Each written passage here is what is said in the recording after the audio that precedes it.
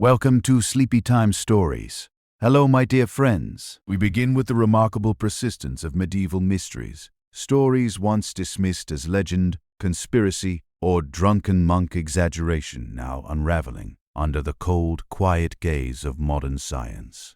So before you get comfortable, take a moment to like the video and subscribe, but only if you genuinely enjoy what I do here. And let me know in the comments where you're tuning in from and what time it is for you. It's always fascinating to see who's joining us from around the world. Now dim the lights. Baby, turn on a fan for that soft background hum, and let's ease into tonight's journey together.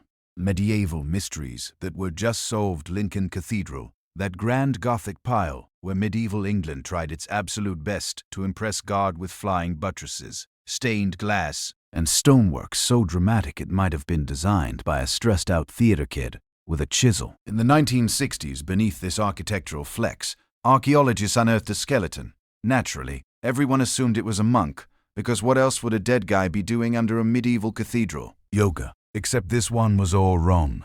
No robes, no sacred trinkets, no dramatic arms crossed in holy resignation pose.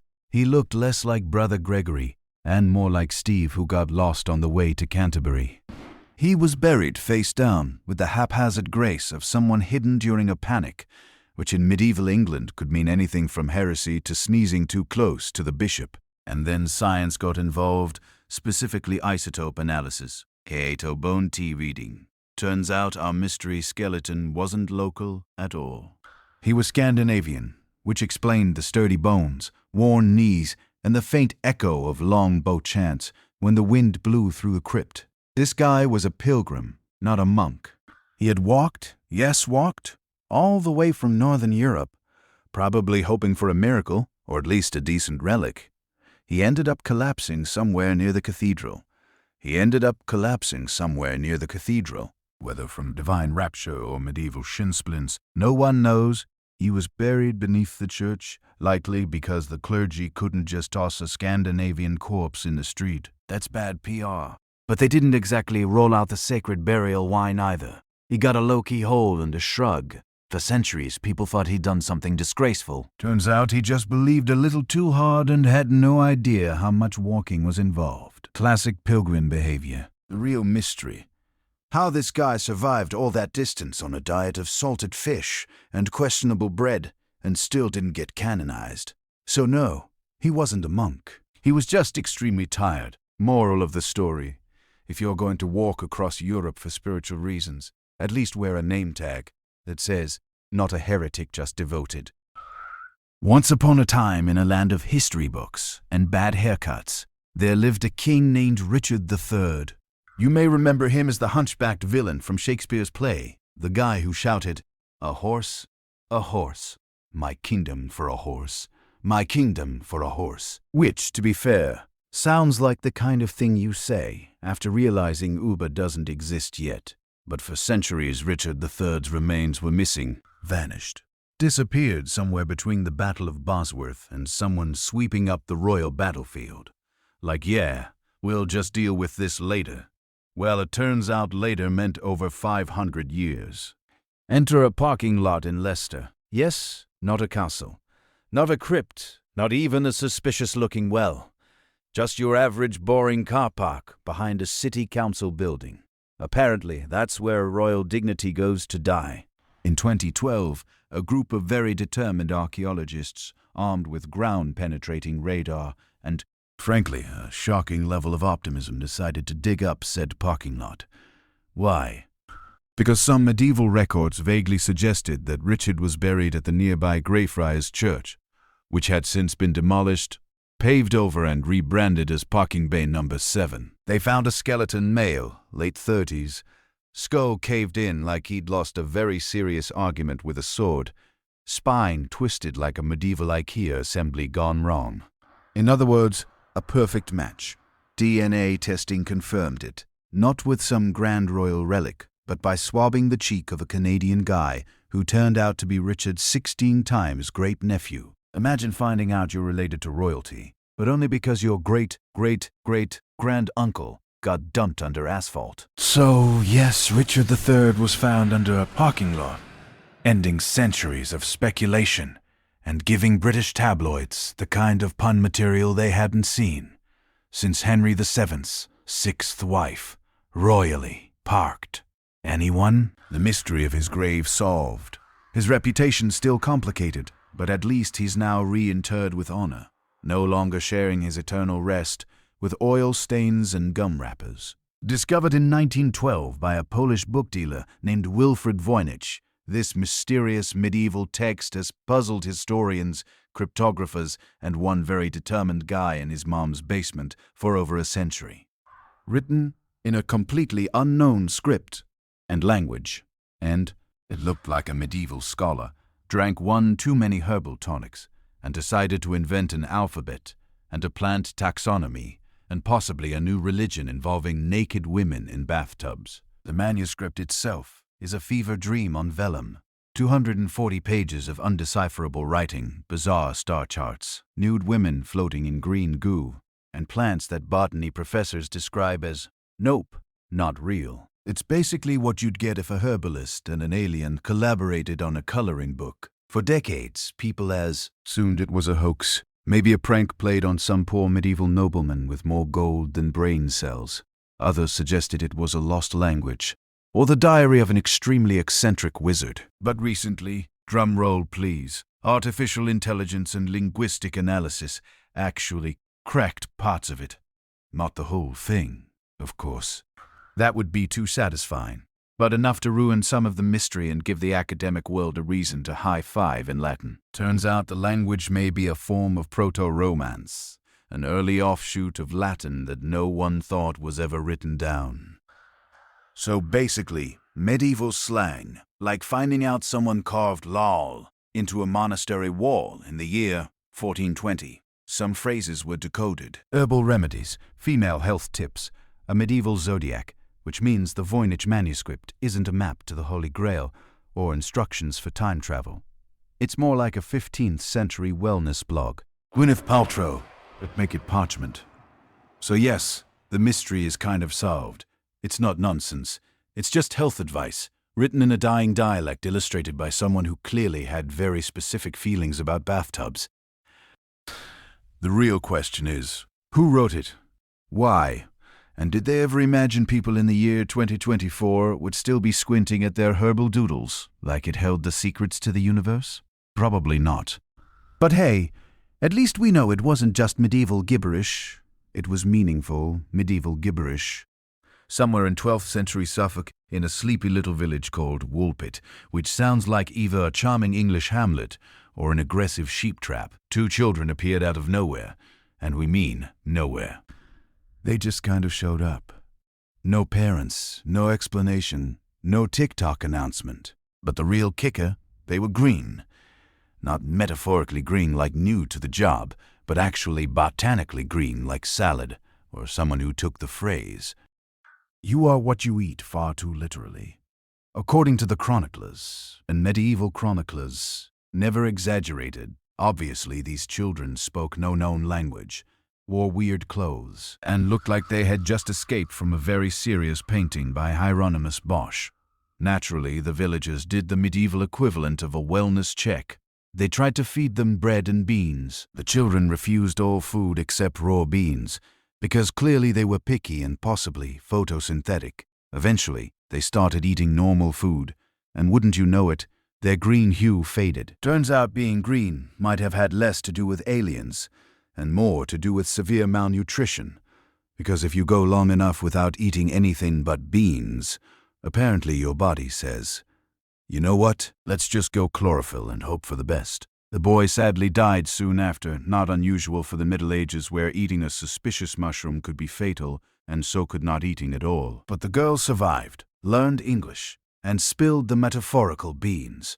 They came from a place with no sun and eternal twilight, and they were herding their father's cattle when they somehow wandered into Woolpit through a cave. Naturally, the modern explanation is that they were Flemish refugees, kids who fled political conflict, got lost, suffered dietary deficiencies, and got mistaken for forest elves. It happens, especially in England.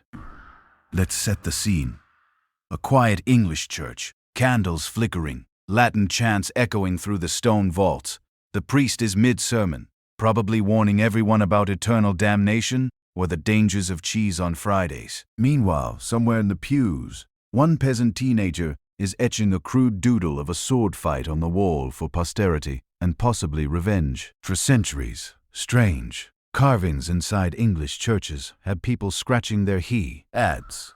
And not just because the benches were made of splintered oak. These symbols were long thought to be protective marks against demons. You know, witches' traps, hex wards, circles to confuse evil spirits who apparently failed geometry. Some of the marks do look ominous. Interlocking circles, stars, odd runes, daisy wheels. Yes, daisy wheels, the terrifying flower of doom. Victorian scholars got very excited about these and decided that obviously medieval people were constantly terrified of being dragged to hell by goat-hooved demons during Mass, which to be fair was probably more exciting than the actual sermon. But then came the spoil sports. Modern archaeologists, with their laser scanners and rational explanations. After thoroughly documenting over 28,000 pieces of medieval graffiti, they found that shockingly many of them weren't demonic in nature at all. In fact, some were just names or drawings of ships or swords or cats. It turns out church graffiti was often done by regular parishioners, bored, devout, or both, leaving marks for reasons ranging from personal devotion to "I was here." Gerald 1378. Some were votive symbols requesting protection or commemorating prayers. Others were probably the medieval equivalent of carving your crusher's initials into a school desk. And while some symbols do have a magical bent, a few circles might be hex warding. The idea that every mark was a desperate attempt to trap Satan in a doodle is, well, optimistic at best. So the next time you wander through an ancient English church and spot a scratched outline of a medieval sword fight or someone's name in jagged lettering, just know it's not a warning of demonic infestation. It's just Gerald. Poor Gerald, who couldn't sit through another 2-hour homily without expressing himself via blunt instrument on soft limestone. In the annals of medieval mythology, Runcolt has long been wisp about like a soggy Atlantis, a wealthy city swallowed whole by the sea as punishment for its arrogance, pride, and probably subpar tithing. It was said to have sunk in a single night in 1362 during a massive storm called the Grote Mandrenke, or Great Drowning of Men, which is also what happens when you try to cross a North Sea pub crawl during a storm surge. For centuries, people debated whether Runcolt even existed. Some believed it was just a fable to scare coastal villagers into humility. The medieval German version of "clean your room or the sea will eat your entire town." Others insisted it was real, but had long since been lost beneath layers of silt, salt, and sheep. Legend said Runcolt was decadent, the people were wealthy, godless, and so rude they once refused lodging to a beggar priest.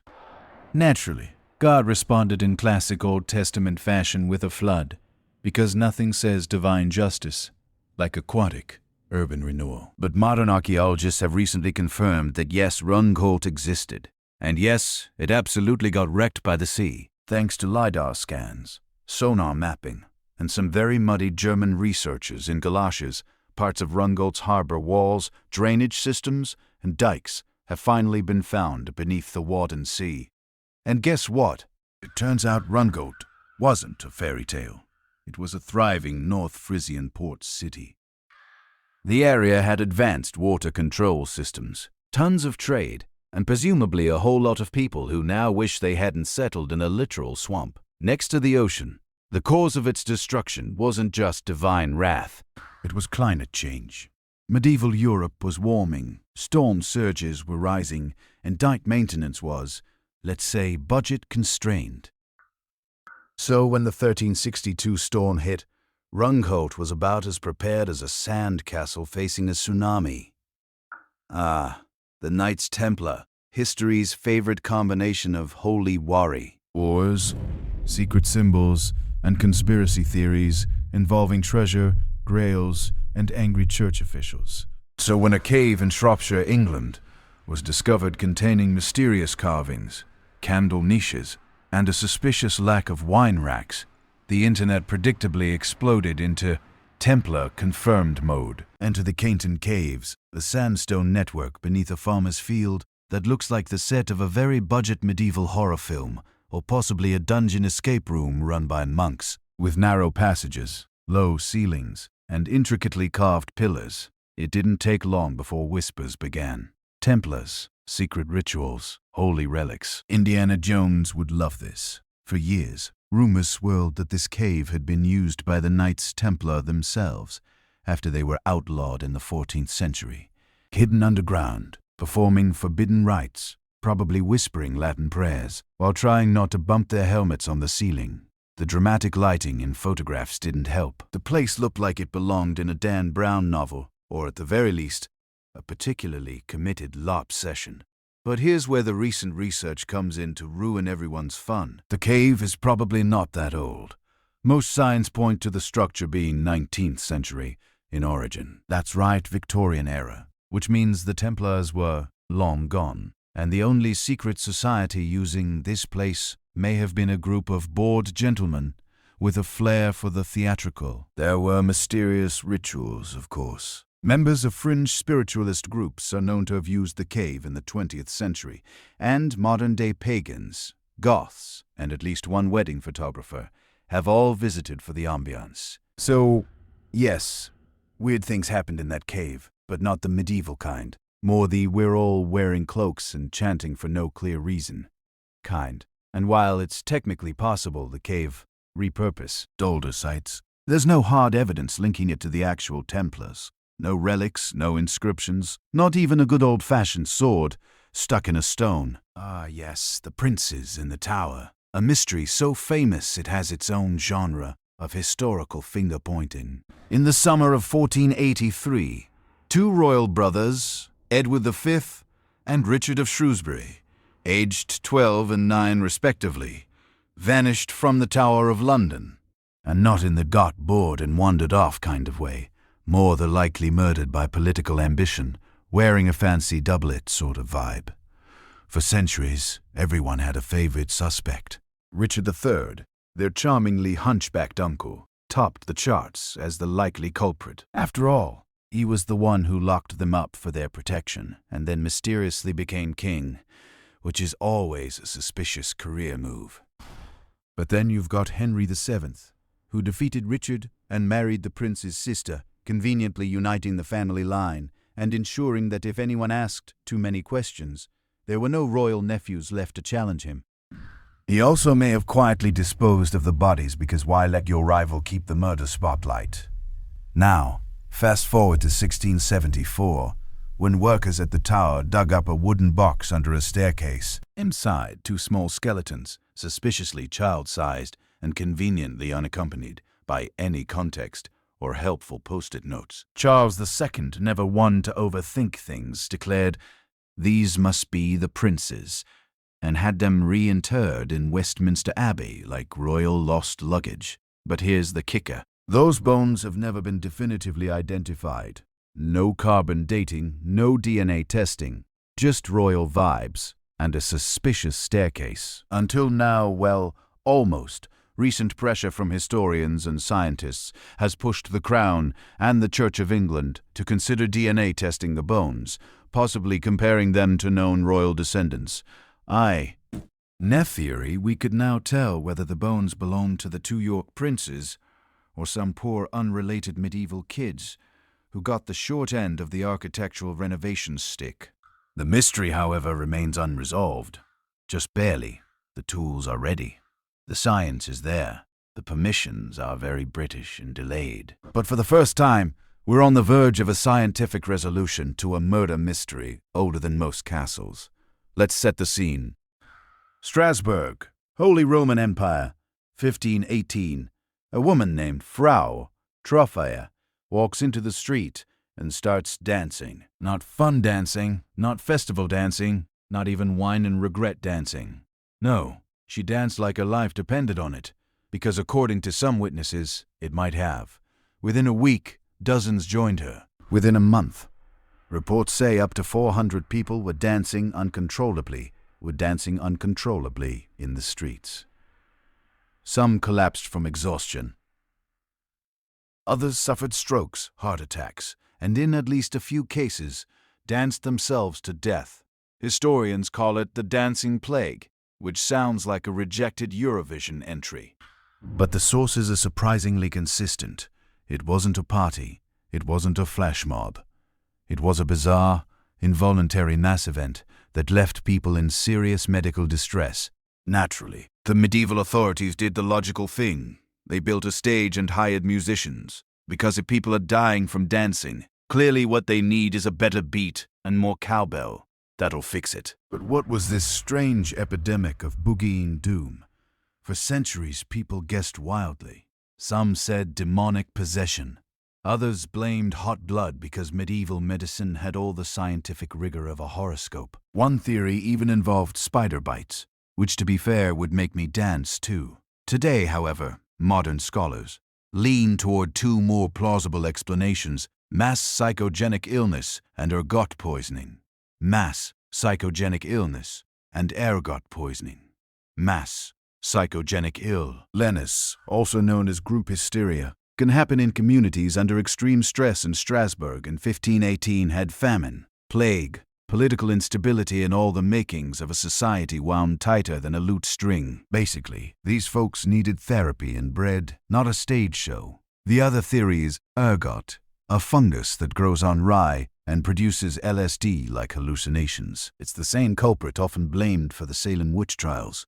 So yes, it's possible these people were tripping hard, and instead of seeing demons, they just felt the irresistible need to groove. Recent reevaluations of the event suggest a mix of trauma, malnutrition, religious fervor, and possibly toxic bread. A recipe for either a trance state or a medieval EDM festival gone very wrong. Let's talk about a teenage king with leprosy who outlived most of his enemies, ruled with surprising competence, and died young enough to make a rock band jealous. Welcome to the baffling, tragic, and surprisingly dignified story of Baldwin IV, also known as the Leper King of Jerusalem. When Baldwin was diagnosed with leprosy as a boy, everyone assumed he'd die quickly and quietly, preferably off stage and with a generic footnote in history. Instead, he became king at 13, led armies into battle, outsmarted Saladin, and ruled for over a decade with leprosy in the 12th century. While everyone around him was busy dying of paper cuts and suspicious cheese, the question that's puzzled historians is, what kind of leprosy did he actually have? Was it really the disfiguring, slow-burning disease we picture from medieval art, or was it something else, something exaggerated for political drama, like medieval PR spin? Recent studies suggest Baldwin may have had tuberculoid leprosy, a milder form of Hansen's disease that affects nerves and skin, but doesn't necessarily lead to the full melting face aesthetic. In fact, chronic nerve damage and muscle atrophy could explain why he slowly lost the ability to use his arms and legs, but kept his mind razor sharp. There's also a theory he might have had another neurological disease entirely, something like Charcot-Marie-Tooth disease, which also causes muscle weakness, limb deformities, and numbness. If true, it would mean that for centuries, people just pointed at a sick teen and yelled, "Leper," the way we now blame Mercury in retrograde. Contemporary accounts describe Baldwin as physically deteriorating, but mentally sharp until the end. He fought battles, arranged diplomatic marriages, and even appointed his own successor, all while being unable to hold a sword or mount a horse without assistance. So what really killed him? Most likely complications from progressive nerve degeneration, infections, and medieval medicines. Just throw herbs at it approach. He died at 24, which for someone managing a crumbling kingdom and his own body falling apart was frankly a miracle. So yes, we've mostly solved the mystery. He wasn't a zombie king or a holy miracle. He was just a deeply unlucky but politically competent teenager in a brutal world. And if that's not the most medieval job description ever, I don't know what is. Somewhere in medieval Europe, a convent cemetery was being excavated by modern archaeologists, expecting the usual bones, rosary beads, and maybe a humble shoe buckle or two. Instead, what they found was a female skeleton buried in a religious habit, clearly a nun, whose grave contained not one but two skeletons, hers and that of a newborn infant, nestled against her ribs. Well, that's awkward. Naturally, this sent scholars spiraling into speculation. Had she been the victim of assault? Was it a secret affair with a priest? Did the cloistered garden have more than just apples growing in secret? Enter ancient DNA testing, the 21st century. Equivalent of medieval confession, only less forgiving. Genetic analysis confirmed the infant was biologically her child. No more maybe the Virgin Mary sent her miracle theories. This nun had very much broken the vow of chastity, and not with subtlety. Now, to be fair, childbirth in a convent wasn't entirely unheard of.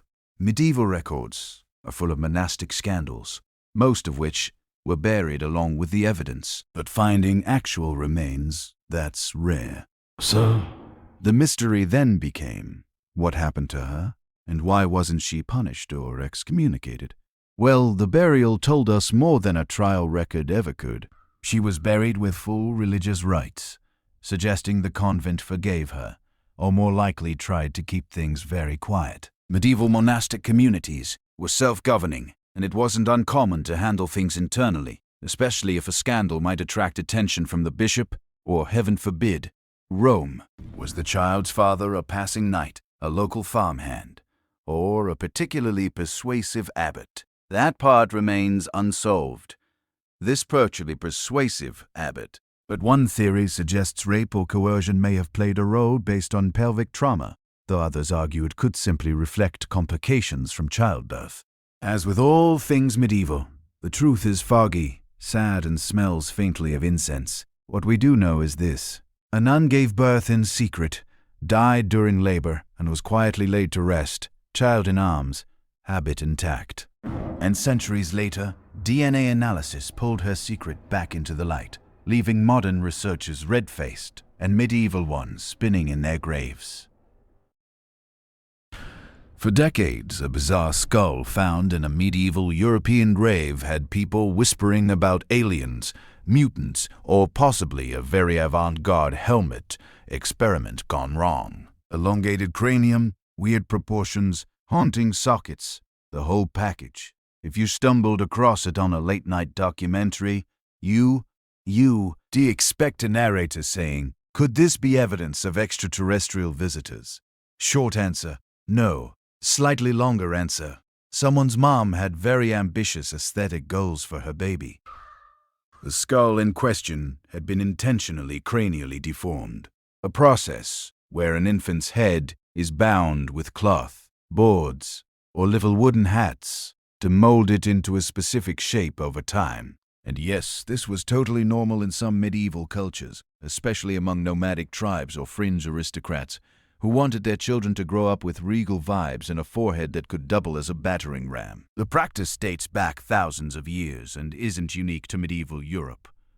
But what made this particular skull famous was the extreme degree of elongation, the eerie preservation, and let's be honest, our modern obsession with aliens and body horror. It didn't help that for years the skull was housed in a local museum's mystery cabinet, right next to a mummified hand and a taxidermy fox with two heads. Recent advances in forensic anthropology and DNA analysis finally put the mystery to rest. Scientists confirmed the skull belonged to a woman, probably high status, likely part of the Huns or another steppe group migrating through Europe during the early medieval period.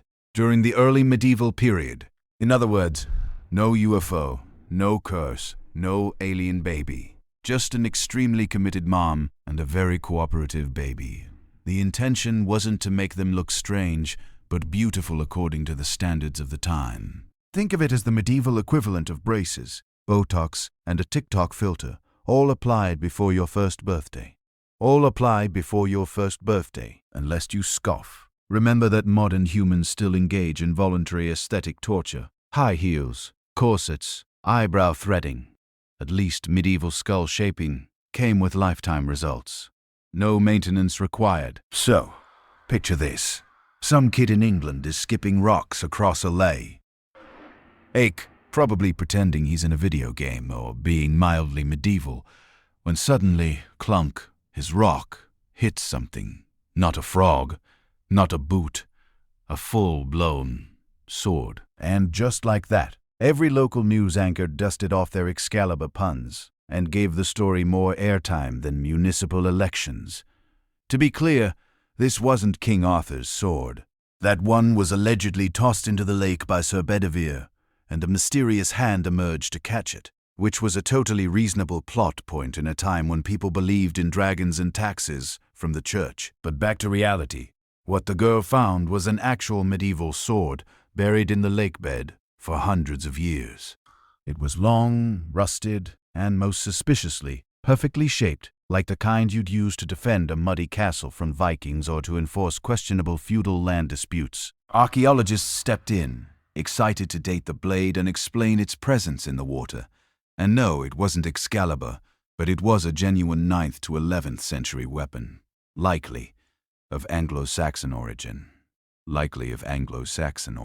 So, what was it doing at the bottom of a lake? Here's where things get squishy. One theory, ritual deposition, the practice of throwing valuable items into lakes or rivers as offerings to gods or spirits. Think of it as medieval Amazon returns, except the recipient is a deity who lives in algae. Another possibility, panic dump. Imagine a knight run in from battle, realizes he's about to be arrested or robbed, and flings the sword into the lake with the enthusiasm of someone ditching a phone before it incriminates them. Or, and this is the most likely, accidental loss. Medieval people fished, washed clothes, and sometimes fought near lakes. If you've ever dropped your phone in a toilet, you understand how easy it is to lose something valuable to water. Somewhere in the English countryside, tucked between sheep pastures and pubs, with names like the Drunken Duck, stand a group of ancient stones, ominously named the Whispering Knights. They're part of the larger Rollright Stones complex, a prehistoric circle of megaliths that looked like a druid's IKEA set, long abandoned mid-assembly. Now, the knights aren't exactly Nike-shaped. They're 5 tall, jagged stones leaning in towards each other, like they're gossiping at the medieval office water cooler. For centuries, locals believed these stones whispered secrets to each other, especially on moonlit nights or when you turned your back on them like a complete idiot in a horror movie. Folklore insisted they were cursed knights turned to stone for trying to overthrow a king. Naturally, because in medieval Britain, if you so much as jaywalked, someone declared you a statue by divine punishment. The tale was charming until scientists showed up, and with the finesse of a buzzkill in a fairy tale said, "Let's study the geology." So what did modern analysis reveal? First off, the stones weren't knights. They were just Neolithic, dating back to 3500 BCE, long before chainmail and grail quests. They're aligned in a way that suggests ritual purpose, possibly astronomic like so many other megalithic sites. Basically, Neolithic people loved big rocks, and pointing them at the stars, as one does. But what about the whispering? Here's where things get fun. Acoustic tests found that sound does behave strangely around the stones.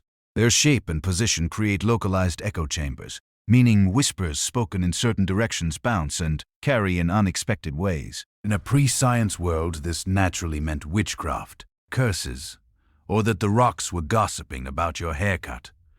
So, while they're not knights, and they're not whispering juicy medieval secrets, they do serve as proof that our ancestors were deeply fascinated with space, sound, and probably felf, wreaking out visitors. Today, the Whispering Knights still lean in like they're sharing the latest scandal. And to be fair, if you've stood next to a mildly suspicious group at a party, you know how unsettling that body language can be. Are they haunted? Probably not, but acoustically suspicious. Absolutely. In medieval Europe, if your body refused to decompose properly after death, you had 2 career options: saint or supernatural menace. There was no third path. If the local priest liked you, congratulations, you were a holy miracle and possibly getting your own stained glass window. If not, get ready for an exhumation and a wooden stake through the ribcage. For centuries, tales circulated of corpses that just wouldn't rot. Monks, nobles, even ordinary townsfolk occasionally made headlines, parchment margins, for staying suspiciously well preserved. The living, naturally terrified of being haunted, blamed the usual suspects: sorcery, demonic possession, or just bad vibes. One particularly strange case took place in a small monastery in Eastern Europe. A nun, quiet, pious, and aggressively average in life, was buried during winter. But when her remains were moved months later, her body was found completely intact. Cue whispers of sainthood, candlelight vigils, and at least one terrified kitchen boy fainting on the spot. Fast forward to modern times and enter science with its usual party-crashing facts. Researchers recently analyzed several preserved medieval corpses using high-tech methods such as DNA sequencing, forensic chemistry, and most thrilling of all, fungal swabbing. What they found was far less mystical and far more microbiological. Turns out, under the right conditions, a body can dehydrate rapidly, especially in cold, dry crypts, which essentially mummifies the remains. This natural preservation, called saponification, in some cases where fat turns into a waxy soap-like substance, can happen without any embalming, curses, or divine intervention. Just good old physics and fungi. As for our holy nun, she was buried during a harsh winter in a particularly airy stone, crypt with lime-rich soil, nature's walk-in freezer. No demons, no miracles, just a medieval version of vacuum-sealing leftovers. The best part, while the village once lit candles in her honor, modern analysis revealed her diet consisted almost entirely of pickled fish and rye porridge, so not exactly the stuff of sainthood. But her story reminds us how easily the line between miracle and microbiology gets blurred, especially when people are bored, scared, and living in a time when leeches were considered advanced medicine. Chapter 3. Victorian Crime-Solving Traditions. When people think of Victorian crime-solving, the image that often comes to mind is a man in a bowler hat, coat collar turned up, magnifying glass in hand, prowling the foggy streets of London. While fiction gave us Sherlock Holmes, reality gave us Scotland Yard. The Metropolitan Police was founded in 1829 by then Home Secretary Sir Robert Peel. But it wasn't long before a special branch of detectives was needed. Ordinary constables could keep the peace, but London was swelling into a metropolis of millions, and with it came daring jewel heists, fraud schemes, and brutal murders. These were crimes too complex for a nightstick and a lantern. In 1842, a small detective branch was created at Scotland Yard. Just 8 plainclothes officers who were not easily trusted. To the Victorian public, detectives seemed almost criminal themselves. They didn't wear uniforms. They snooped around in taverns, and they infiltrated gangs by disguising themselves. Newspapers sneered at them as spies and slinkers in the shadows. Respectable citizens worried that detectives blurred the line between lawman and lawbreaker. And yet, when a crime truly baffled the public, everyone turned to Scotland Yard. The early detectives had to prove their worth by solving cases that ordinary policing couldn't touch. They pursued master thieves who specialized in safe cracking and art theft, tracked down notorious swindlers who preyed on the gullible with elaborate cons, and even uncovered political conspiracies during a time when fears of revolution simmered across Europe.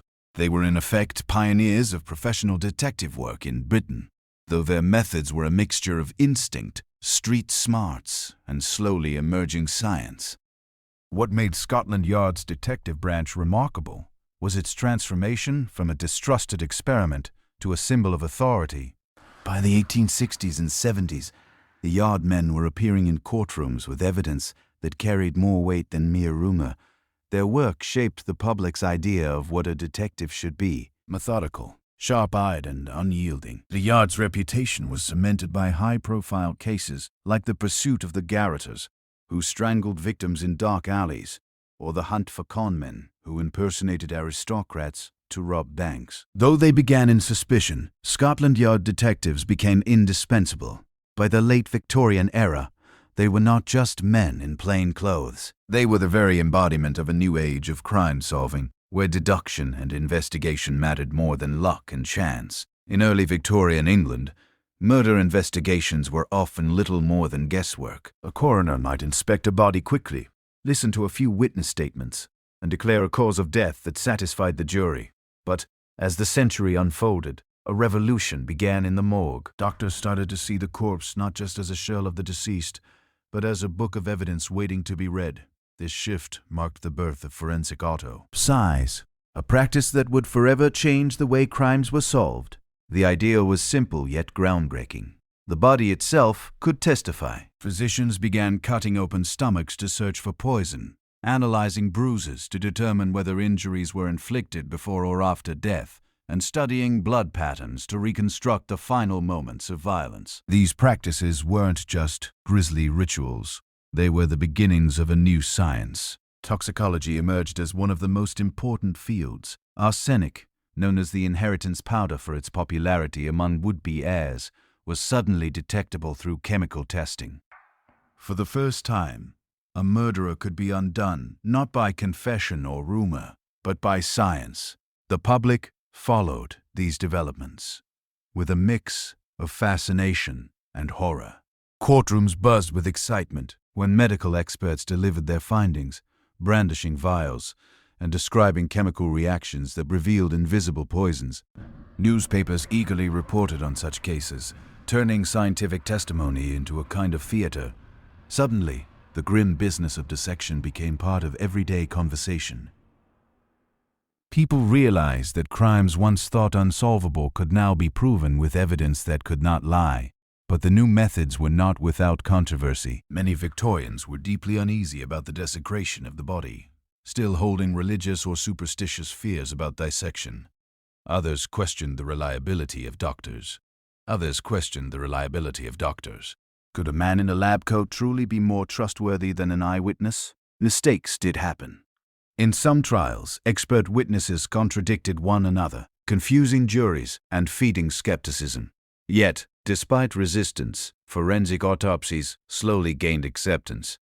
By the latter half of the century, they had become indispensable to criminal investigations. Inquests were no longer just community rituals of judge me.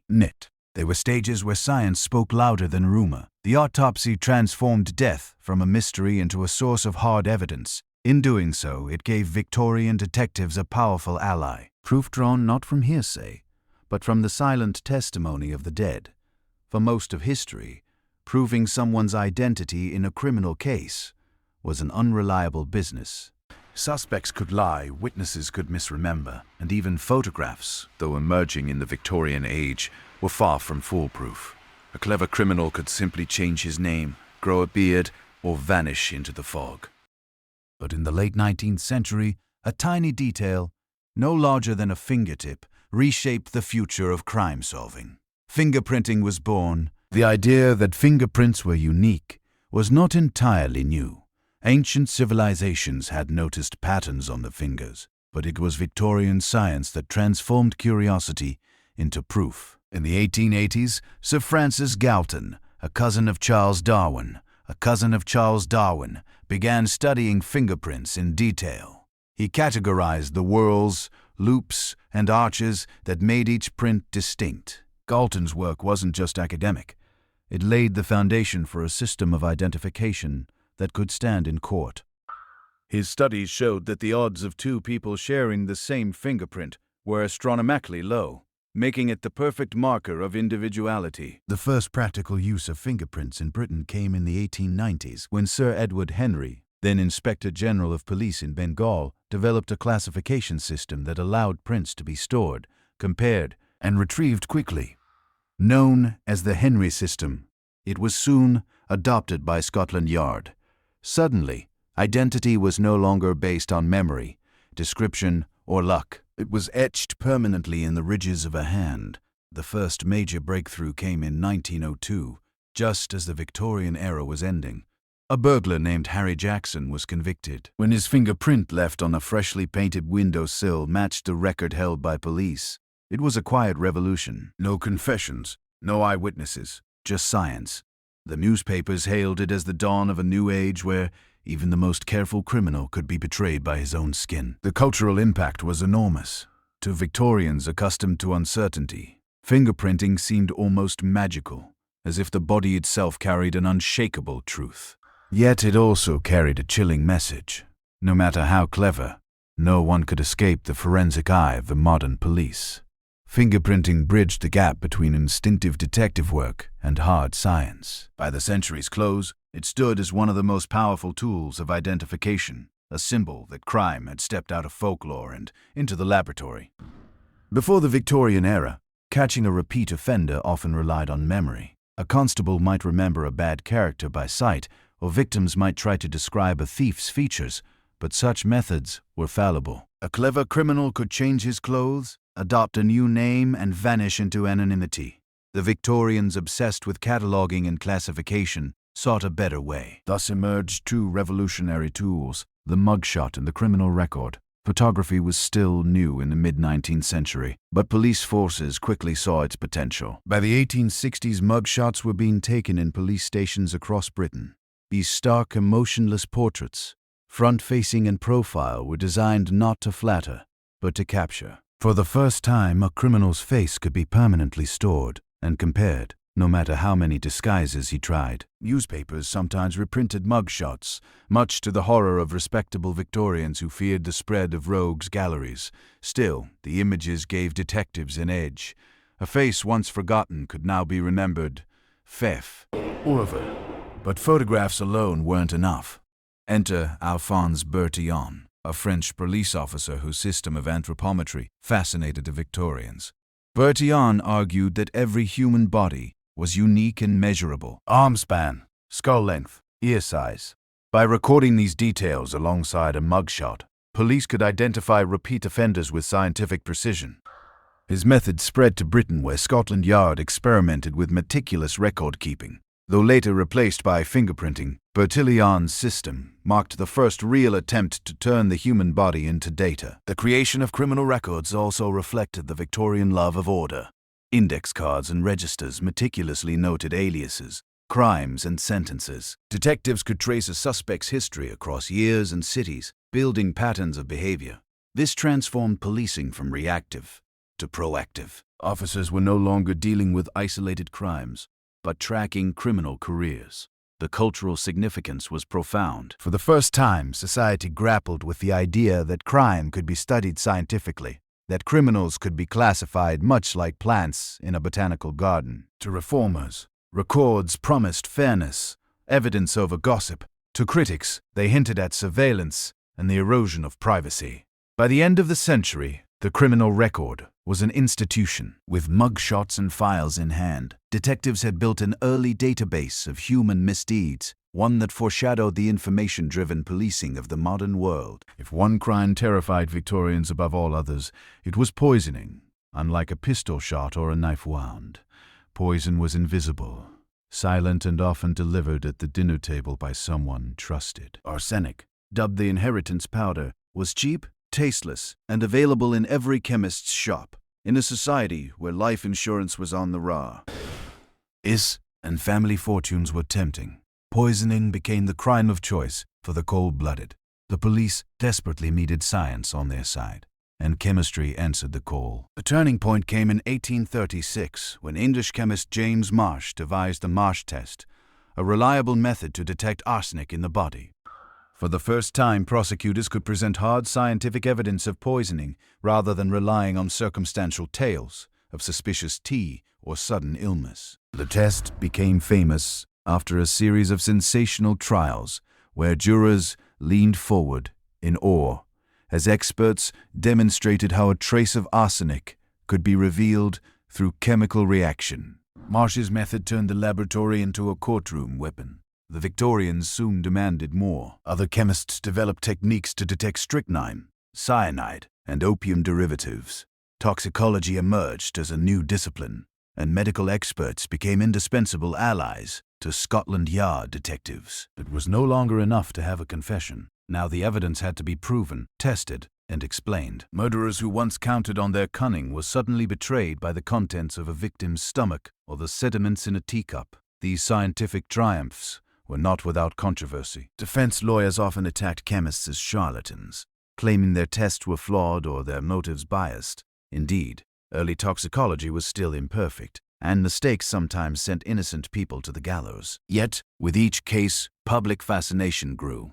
The Victorian press delighted in publishing the details of chemical tests turning the science of death into dinner-table conversation. The battle against poisoners also reshaped everyday life. Chemists began labeling dangerous substances more carefully, and the government pushed for stricter regulation of sales. Murderers found it harder to obtain their favorite e-weapon, though some still tried. The era's fascination with poison gave rise to countless sensational novels and penny dreadfuls, where villains wielded chemistry like black magic.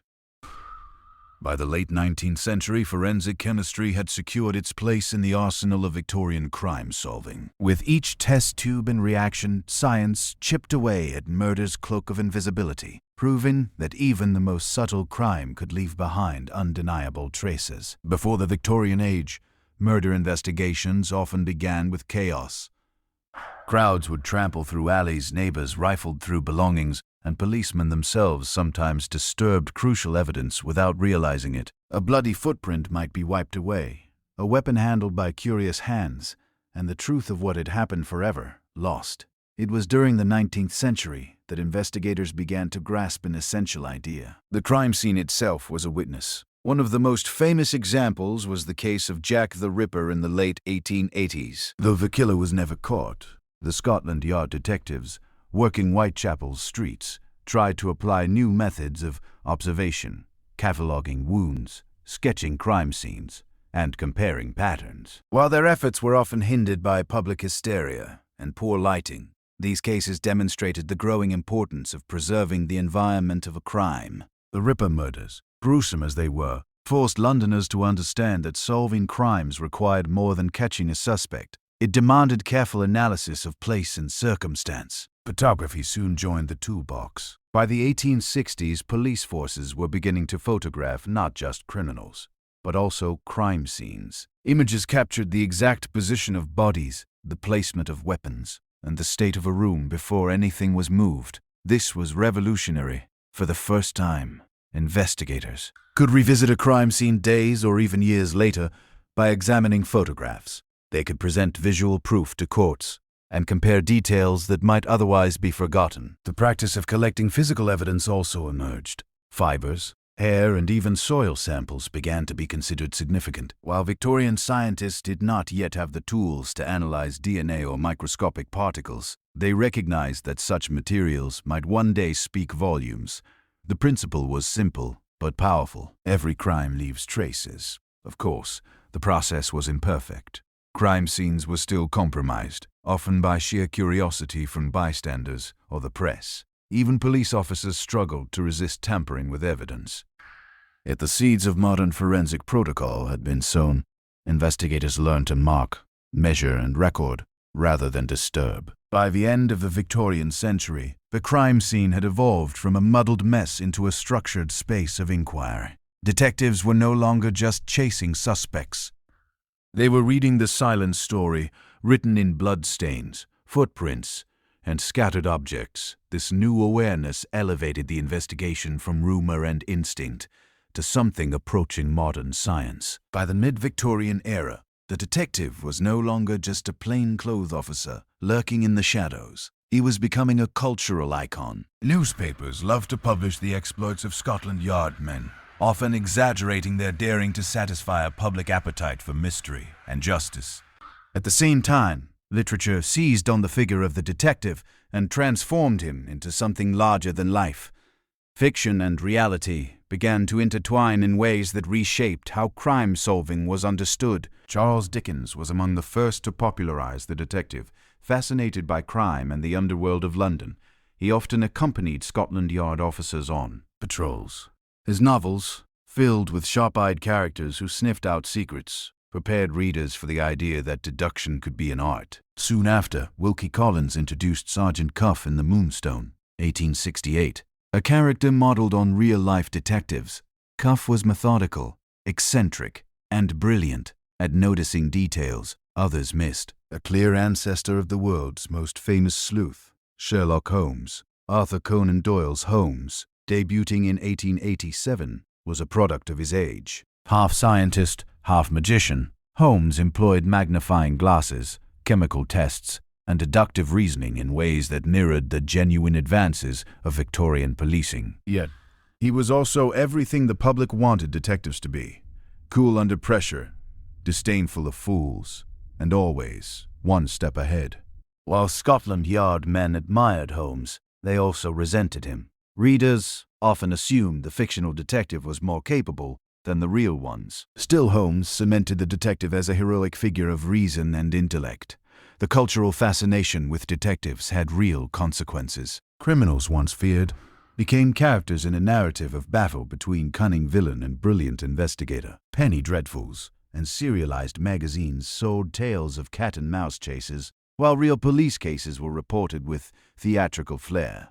The line between entertainment and justice blurred. The Victorian detective in print and in practice symbolized society's hope that order could triumph over chaos. Yet there was also unease.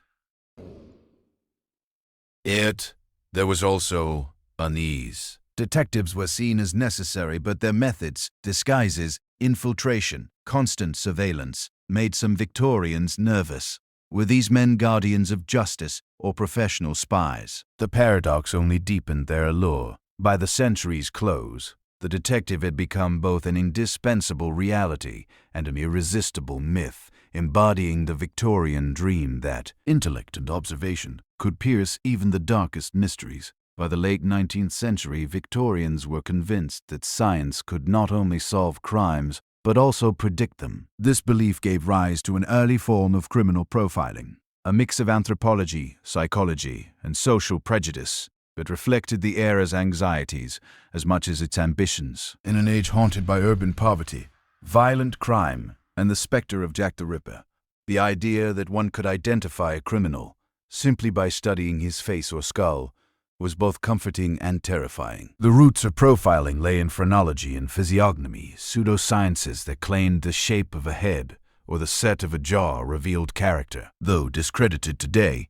these ideas had enormous influence in Victorian society. Men like Cesare Lombroso, an Italian criminologist, argued that criminals were atavistic throwbacks to earlier stages of human evolution, recognizable by sloping foreheads, large jaws, or asymmetrical features. His theories spread quickly across Europe and to Britain, where they were eagerly debated in universities, courtrooms, and police circles. At Scotland Yard, detectives began quietly applying such thinking. They were urged to look not just at what a suspect had done, but at what sort of person he was. The Ripper murders in Whitechapel, with their savage brutality, encouraged speculation that the killer must be foreign, insane, or both. Doctors provided psychological sketches of what type of man might commit such acts: solitary, resentful, prone to sexual deviance. While these sketches were crude, they marked the first attempts at understanding criminal behavior in psychological terms. Profiling also reflected wider Victorian fears. The rapid growth of cities created slums that many middle-class citizens viewed as breeding grounds for vice. Criminal anthropology seemed to confirm the essay prejudices, painting the poor and immigrant populations as biologically predisposed to crime. Social reformers embraced such theories as justification for controlling or monitoring the urban underclass. Thus, profiling was as much about reinforcing social boundaries as it was about catching killers. Still, amidst the pseudoscience, there were glimmers of genuine progress. Detectives learned to study patterns of behavior. Repeat offenders often struck in similar places or under familiar conditions. Criminal psychology, however crude, nudged investigations toward understanding motive as well as method. By the end of the Victorian era, profiling had become a controversial but enduring tool. It was both a mirror of society's darkest prejudices and a tentative step toward the modern science of criminal psychology. The Victorians, in their obsession with classification, laid the groundwork for a field that would later evolve into a cornerstone of detective work. By the dawn of the 20th century, the world of policing had been transformed. The Victorians began the century with constables, carrying rattles and lanterns, relying on eyewitnesses and coerced confessions. They ended it with detectives using fingerprints, chemical analysis, crime scene photography, and a growing body of forensic science. The transformation was not just technical, it changed the very idea of justice. For the first time in British history, solving crime became less about luck and confession, and more about evidence, science, and procedure. Scotland Yard stood at the heart of this transformation. Its plain-clothed detectives, once distrusted as spies, became symbols of modern policing. Their methods inspired admiration abroad from Paris to New York, where police forces began adopting British practices. Even when cases ended in failure, such as the unsolved Jack the Ripper murders, the public recognized that detectives had tried to apply systematic reasoning rather than superstition or mob justice. This approach marked a decisive step toward professionalism. Victorian innovations also left an enduring cultural legacy. Literature, theater, and newspapers turned detectives into heroes of rationality. Sherlock Holmes embodied not only the spirit of deduction, but also the Victorian belief that science could conquer mystery. Readers thrilled at the idea that even the darkest crimes could be unraveled by observation and intellect. That confidence in reason spilled over into real policing, reinforcing the idea that science and order would triumph over chaos. But the legacy was not without shadows. Profiling and early criminology, while pioneering, often reinforced social prejudices against the poor, immigrants, and the mentally ill. The same tools that promised fairness could also justify surveillance and control. The Victorian urge to catalogue and classify sometimes blurred the line between protecting society and intruding upon it, yet even with these flaws, the groundwork they laid was indispensable for the future. Today's criminal investigations, DNA testing, forensic psychology, digital records, owe much to the Victorians' willingness to experiment. They were the first to imagine a justice system where science, not superstition, held sway. Their successes and mistakes alike created a blueprint for modern forensic practice. The Victorian age began with lantern-lit patrols and ended with laboratories, records, and detectives who were both feared and admired. Their legacy is clear. A meeting of science and crime solving in the 19th century created the foundations of modern policing, ensuring that the voice of evidence would forever speak louder than rumor. The Templar initiation, ceremonies for a young man hoping to join the Knights Templar. The journey did not begin with swords or banners, but with silence and shadow.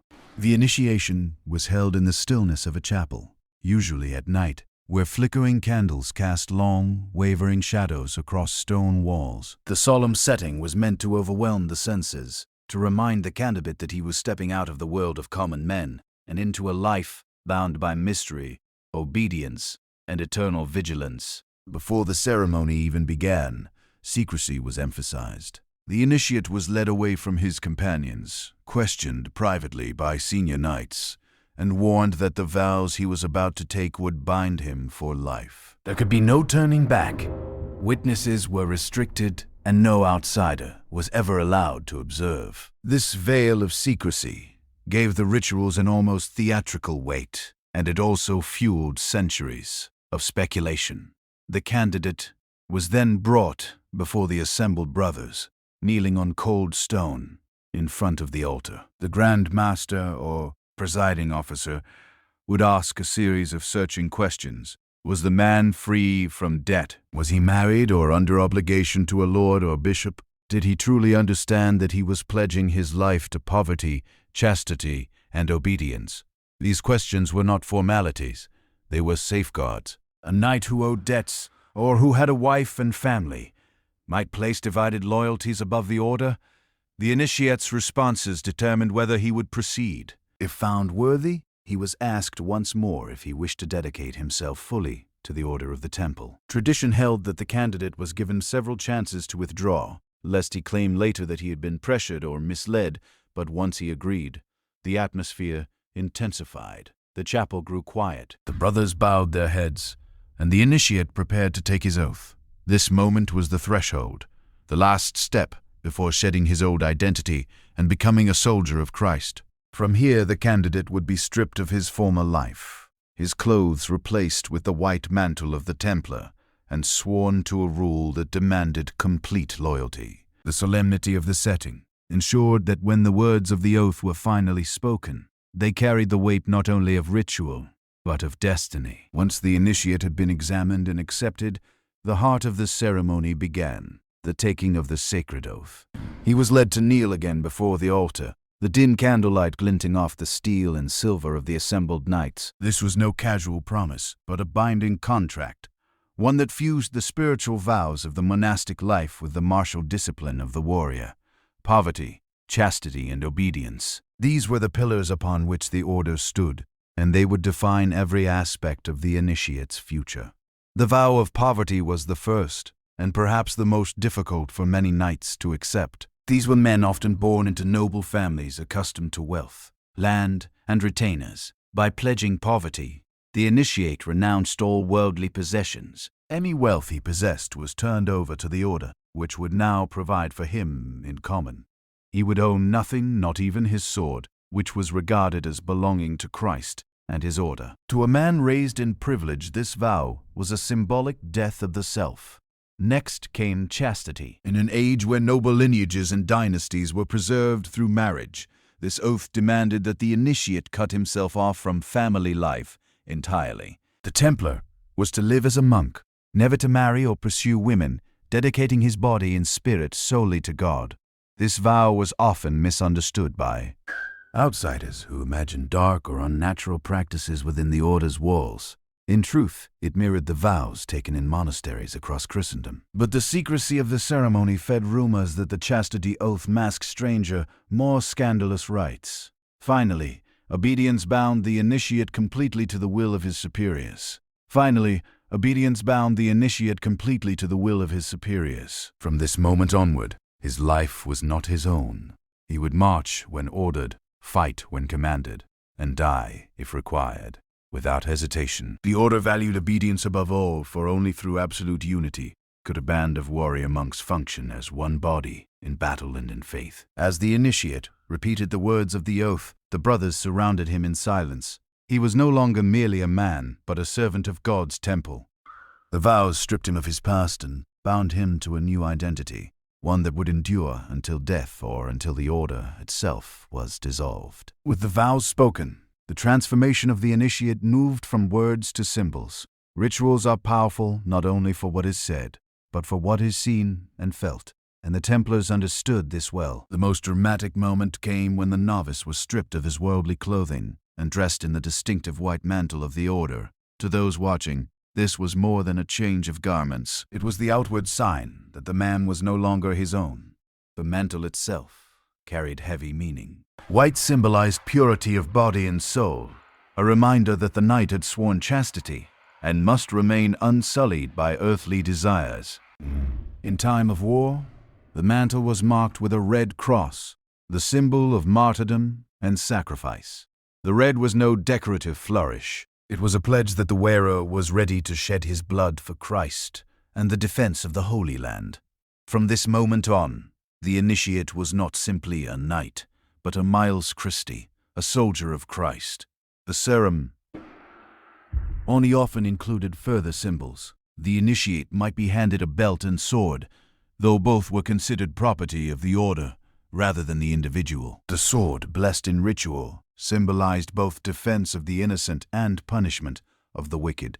It was not to be used for personal gain, vengeance, or glory, but solely for the cause of God. In placing the sword in his hand, the brothers reminded the new knight that his strength was no longer his own. It was consecrated. The ritual was also meant to humble. In some accounts, the initiate was required to lie prostrate before the altar as prayers were chanted above him. Others described the new knight kissing the ground or the cross, acknowledging his lowliness before God and his dependence on divine mercy. These actions reinforced the order's central teaching. A Templar was not a lord, not a free agent, but a servant bound by duty. When the mantle finally rested on his shoulders, the initiate had been remade. In the eyes of his brothers, he was now part of a sacred fraternity that transcended family, nation, or wealth.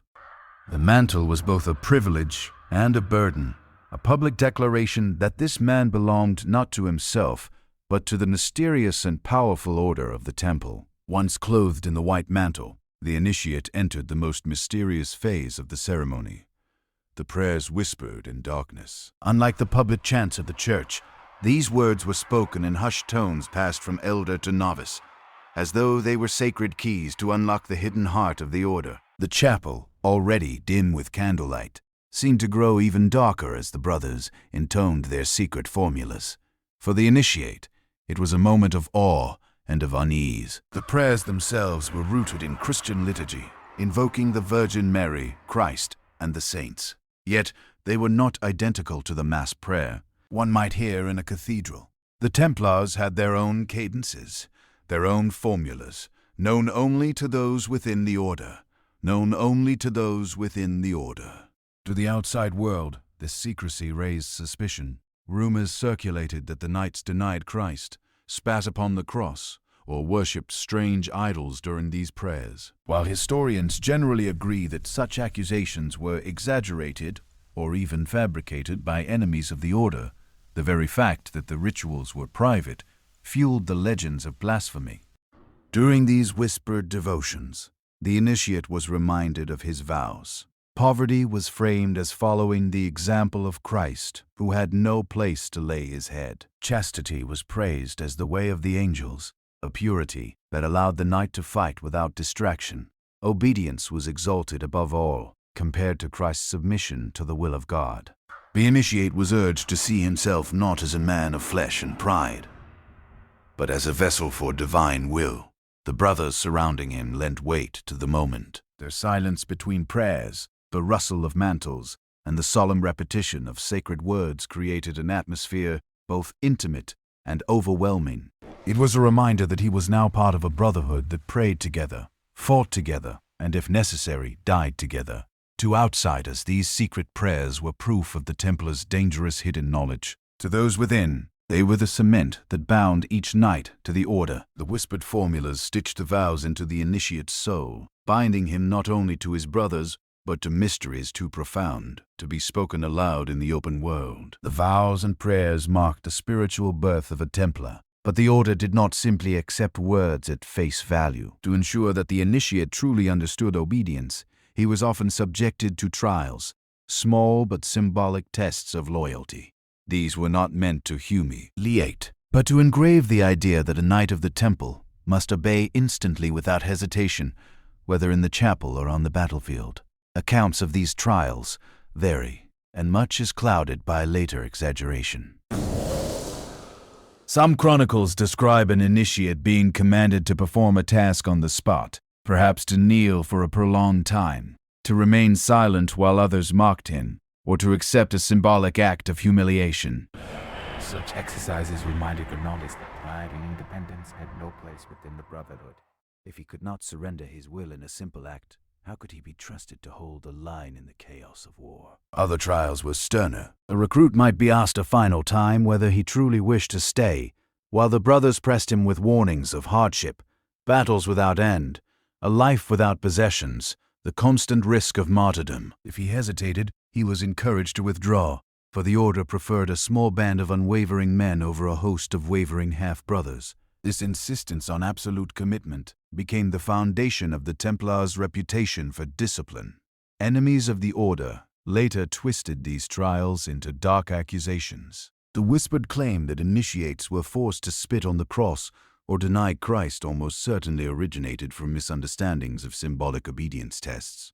Such rumors fueled the charges of heresy that ultimately destroyed the Templars, though historians today recognize them as propaganda rather than truth. What seems clear is that the trials were meant to strip away hesitation, pride, or fear, and to forge a knight utterly devoted to his brothers and his cause. Once the tests were endured, the initiate was embraced by the brotherhood. From that moment forward, he was expected to obey every command of his superiors, whether it meant defending a pilgrim on a dusty road, riding into Hopel's, Spattle, or enduring captivity without complaint. In the Templar vision of loyalty, obedience was not weakness, but strength, the binding force that allowed hundreds of men to act as one body, wielding the will of God as their weapon. After the tension of vows, whispered prayers, and trials, the mood of the initiation often shifted. To seal the new knight's entry into the order, the brothers shared a ritual meal, a feast that was less about indulgence and more about fellowship. The Templars were strict about food, living under a monastic rule. But in the context of initiation, The table itself became a symbol of unity. The initiate, now clad in the white mantle, was led to join his brothers at a long, simple table. There was no silver, no lavish decorations, no marks of personal wealth. The order ate from common dishes, a deliberate sign that all possessions were shared and no man stood above another. Meat was rare in their diet, allowed only on certain days, so the fare often consisted of bread, beans, vegetables, and watered wine. Yet for the new knight, sitting among men who had fought at Jerusalem, Antioch, or Acre, the meal carried a weight beyond the food itself. The ritual feast also reinforced discipline. The Templars followed strict rules, even in dining. Silence was kept, readings from Scripture accompanied the meal, and no knight was permitted to glance at another's portion with envy. Eating was a sacred act, reminding the order that even the smallest daily routines were done in service to God. For the initiate, it was a lesson in humility. He was not joining a band of glory-seeking warriors, but a disciplined brotherhood, bound by rule. There was also joy in this moment. While the vows and trials tested the initiate's resolve, the feast welcomed him fully as a brother. Here he was no longer an outsider, but part of the company, breaking bread with men who had sworn the same oaths and endured the same sacrifices. The act of sharing food was itself a ritual of trust, for knights at table were knights at peace. To outsiders, tales of Templar banquets became distorted into rumors of secret feasts where heresy was practiced in shadow. In reality, these meals were austere, monastic, and symbolic. They were the opposite of indulgence. They embodied unity and discipline. The feast reminded the initiate that from this day onward, every action from prayer to battle to breaking bread was done in the company of his brothers and under the gaze of God. Among all the vows spoken by a new Templar, few carried as much weight as the oath of secrecy. Poverty and chastity set him apart from the world. Obedience bound him to his brothers, but secrecy shielded the order itself. Without it, the Templars could not maintain their mystique, their unity, or their security in a hostile world. The initiate was warned in stark terms. The words and rites he had witnessed must never be repeated outside the walls of the order. To reveal them was to betray not only his brothers, but God himself. In some accounts, the vow of secrecy was accompanied by gestures of finality, placing a hand on the Gospels, kneeling before the cross, or touching sacred relics.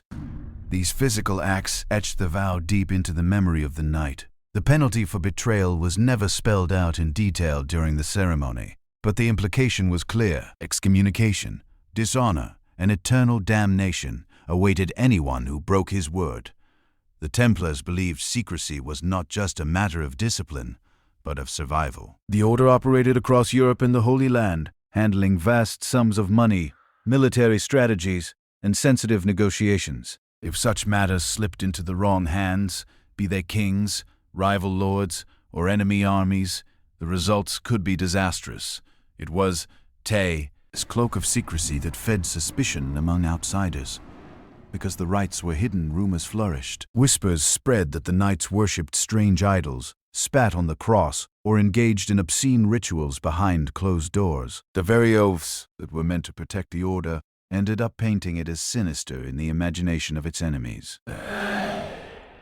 Centuries later, these accusations would be weaponized in trials that led to the destruction of the Templars. For the initiate, however, the vow of secrecy was not sinister, but sacred. It marked him as a guardian of mysteries, trusted by his brothers and bound to them in silence. It was a reminder that the order lived not for the world's approval, but for God's command. By swearing secrecy, the Templar crossed a final threshold. He now held truths he could never share, even at the cost of his life. This invisible bond was as strong as any sword or shield, ensuring that the order's power remained hidden, disciplined, and feared. As the secrecy vows faded into silence, the initiation turned toward its final sanctification. What had begun as a questioning of loyalty and a stripping of worldly ties now shifted into a moment of blessing. The chapel filled not with whispers of secrecy, but with the solemn cadence of prayer as the brothers called upon God to consecrate the life of their new companion. The presiding master, often laid his hands upon the initiate's head or shoulders, invoking divine protection and strength.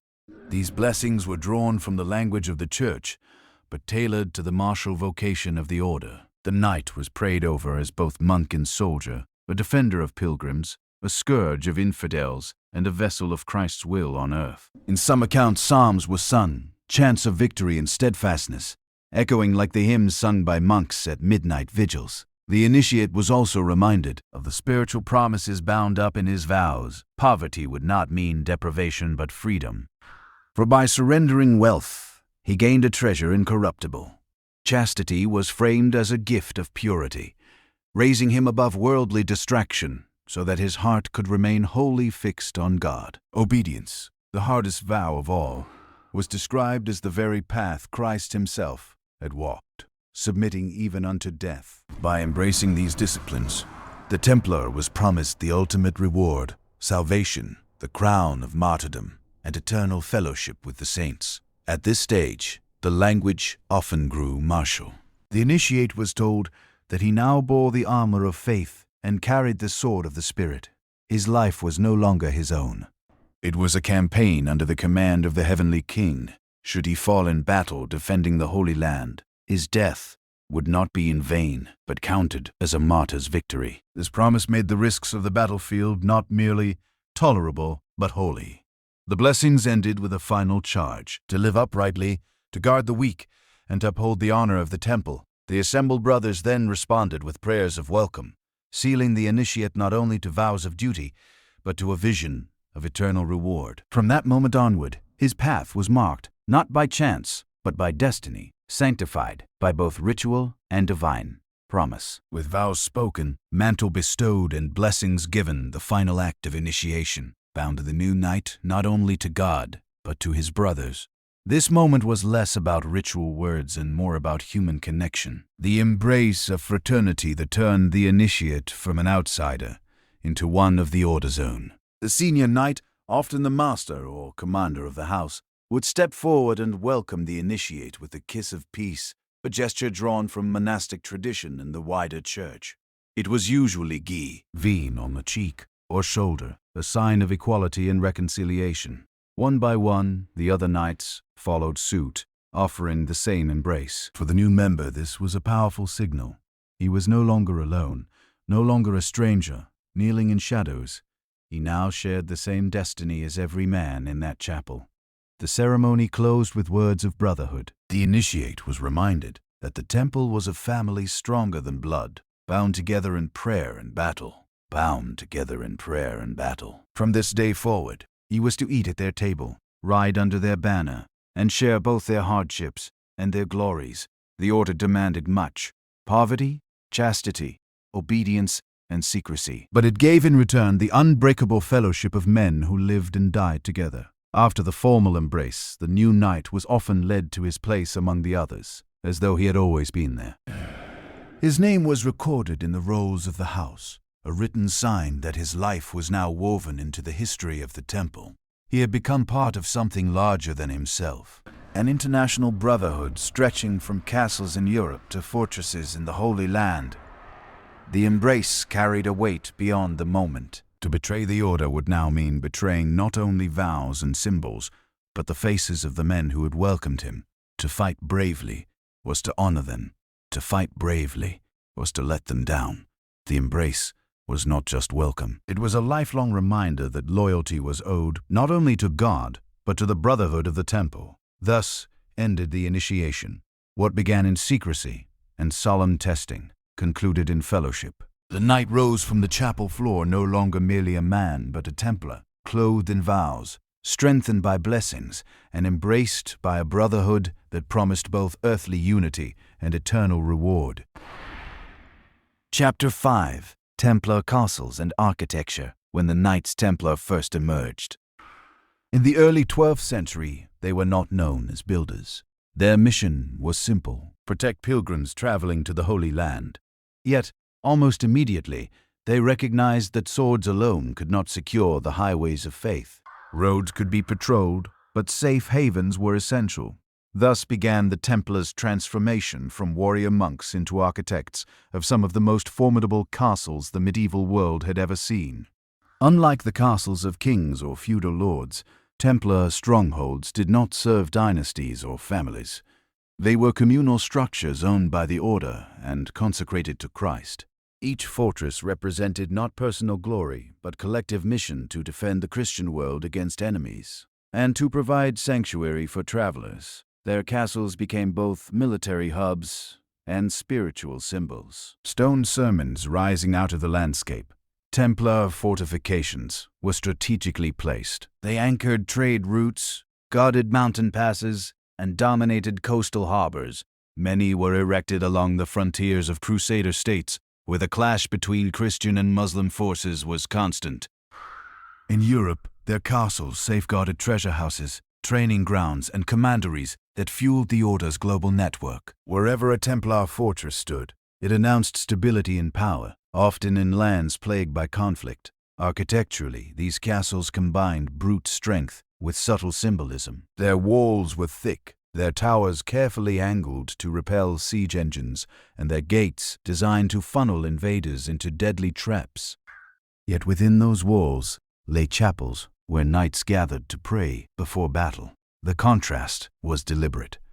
Stone bastions of war, sheltering quiet, sanctuaries of faith. Every fortress from the deserts of Syria to the green hills of Portugal embodied the dual identity of the Templar, monk and soldier to medieval eyes. These fortresses seemed unshakable. They projected an image of divine protection, as though God himself had lent strength to the stones.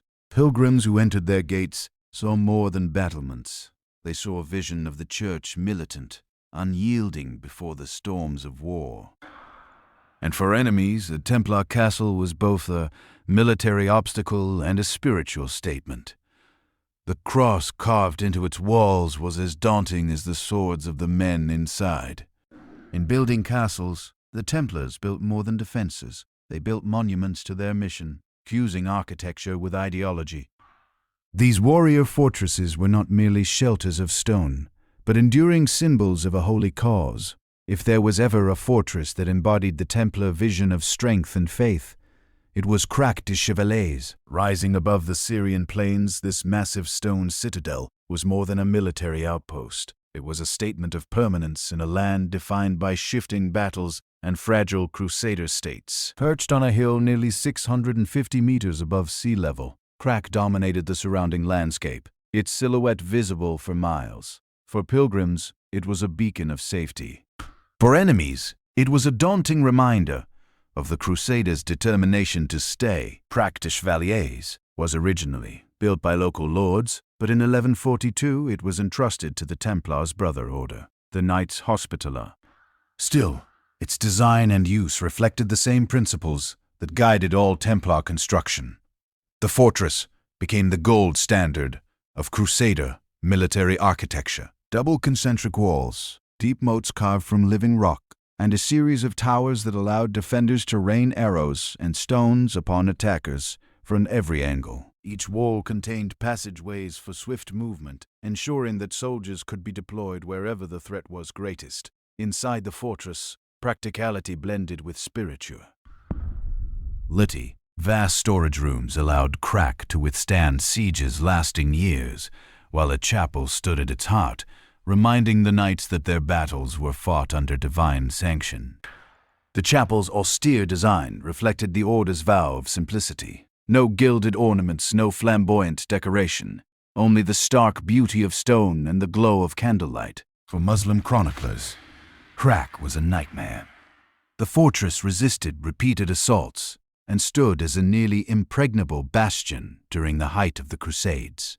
Saladin himself attempted to take it, but even his formidable armies could not breach its walls. Only in 1271, after decades of defiance, did the fortress finally fall to Sultan Baybars. Even then, legend holds that the defenders surrendered not through force, but through a forged letter tricking them into believing their masters had ordered retreat. To this day, Crac des Chevaliers is regarded as one of the finest examples of medieval military engineering in the world. Its walls tell a story, not just of stone and mortar, but of ideology, the merging of knightly discipline with monastic devotion. For the Templars and their peers, Crac was more than a fortress. Crac was more than a fortress. It was the crown jewel of a sacred war, a monument to the belief that faith could be defended with both prayer and steel. While the Holy Land drew most of the Templars' fame, their castles in Portugal tell a different but equally fascinating story. Here, on the far western edge of Europe, the order played a vital role in the Reconquista, the centuries-long struggle to reclaim Iberia from Muslim rule. Portuguese kings quickly recognized the Templars as invaluable allies, granting them lands and resources in exchange for their military support.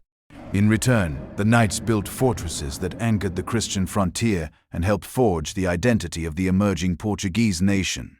One of the most iconic of these strongholds is Tomar, founded in 1160 by Grand Master Gualdin Pais. Rising on a hill above the Nabão River, Tomar became the Templars' headquarters in Portugal and later one of the most important commanderies in Europe. Its round church, inspired by the Holy Sepulchre in Jerusalem, symbolized the order's direct link to the sacred sites of the Crusades. Unlike the austere chapels of the East, Tomar blended military utility with artistic flourishes, foreshadowing the fusion of Templar and Portuguese culture. But Tomar was not alone. Across central Portugal, the Templars erected a chain of fortresses.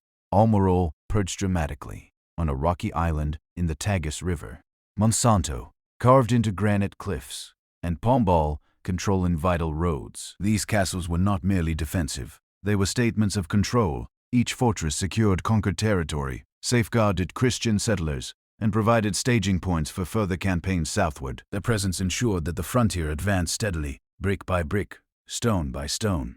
The architecture of these Portuguese castles reflected both local tradition and Crusader innovation.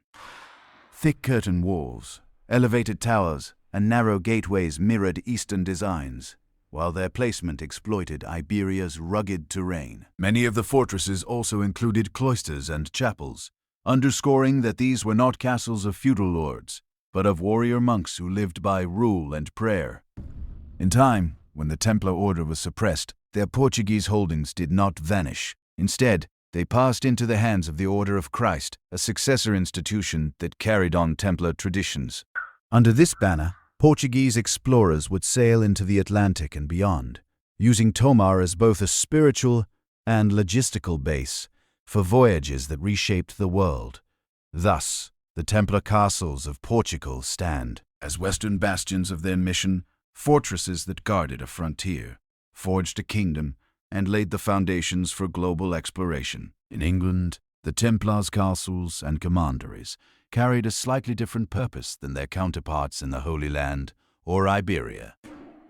Here, the order was less concerned with defending contested frontiers and more invested in consolidating wealth, training recruits, and safeguarding the flow of resources that sustained the crusading effort abroad. Yet their English stronghold still bore the unmistakable stamp of Templar architecture, an austere blend of martial utility and spiritual devotion.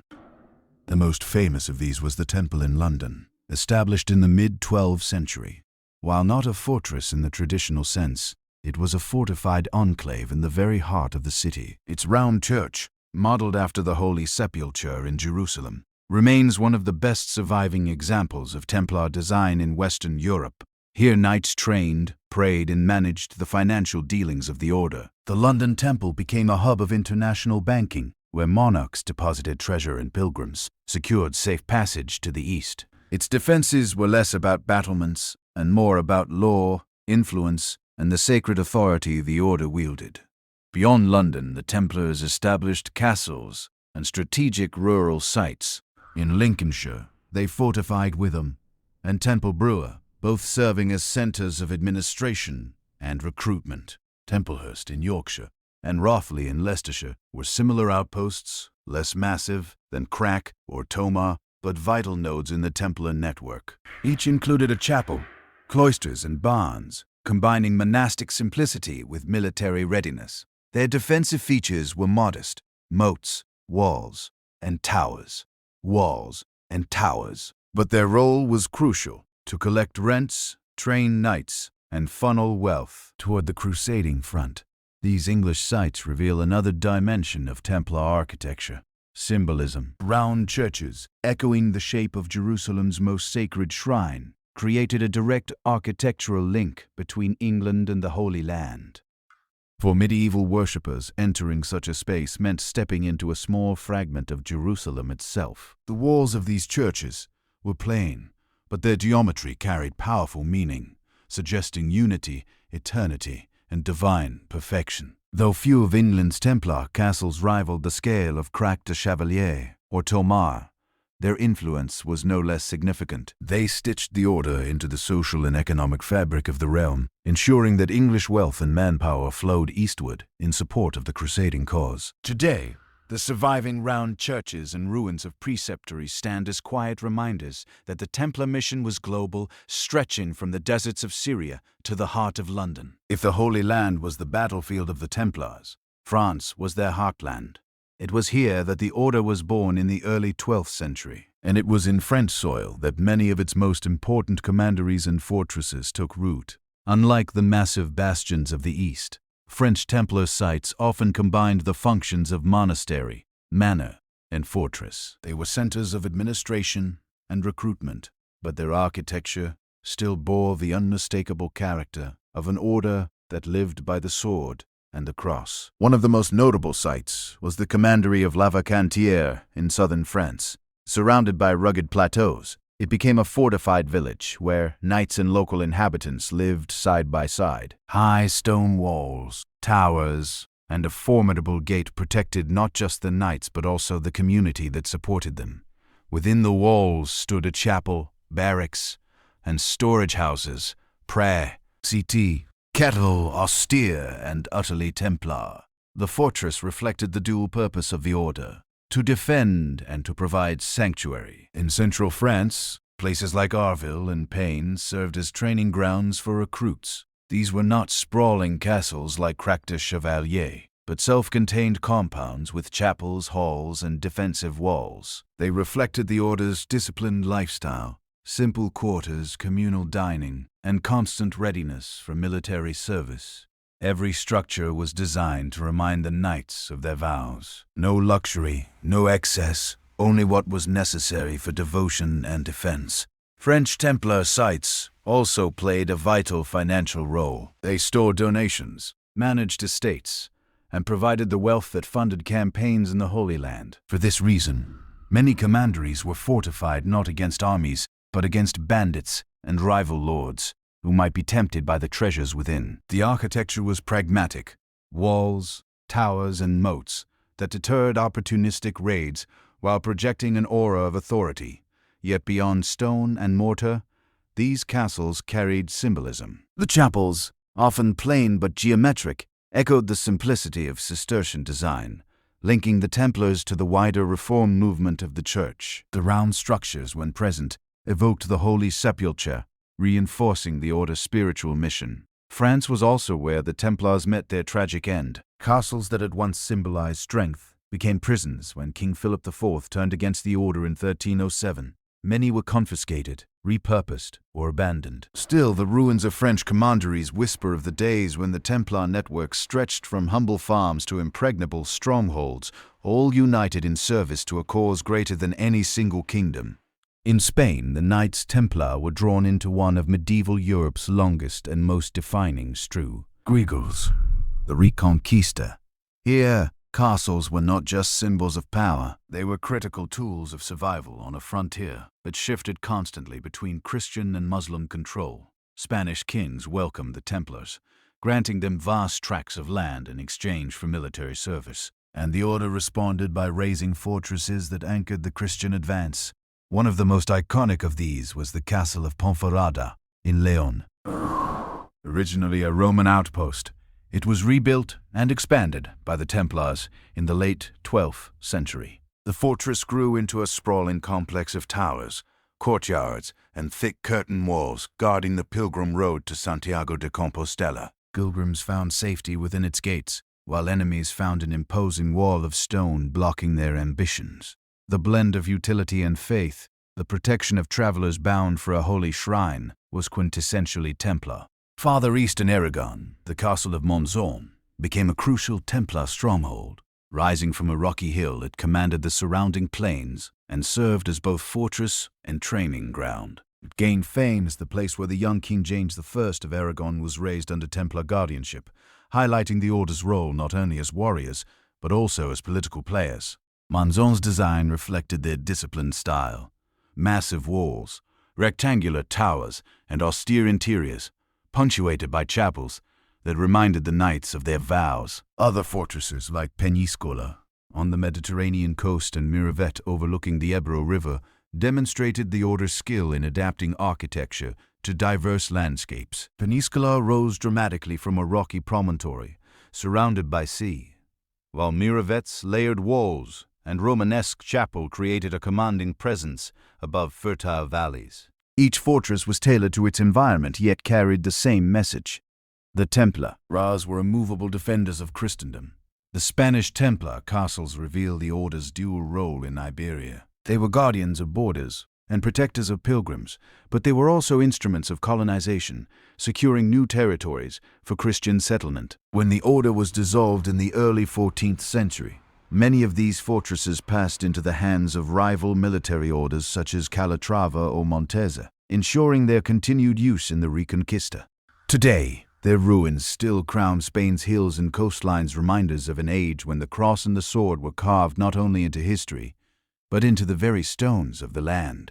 Beyond the towering presence of crack de chevaliers, the Templars maintained a network of castles across the Holy Land that embodied their mission to secure pilgrim routes, defend Christian enclaves, and project authority deep into contested territories. Each fortress was a statement of endurance, a declaration that the Knights of the Temple were not temporary crusaders, but permanent guardians of Christendom in the East. One of the most important of these was Safed, perched high in Galilee. Rebuilt by the Templars in the mid-13th century, it commanded sweeping views over valleys and trade routes.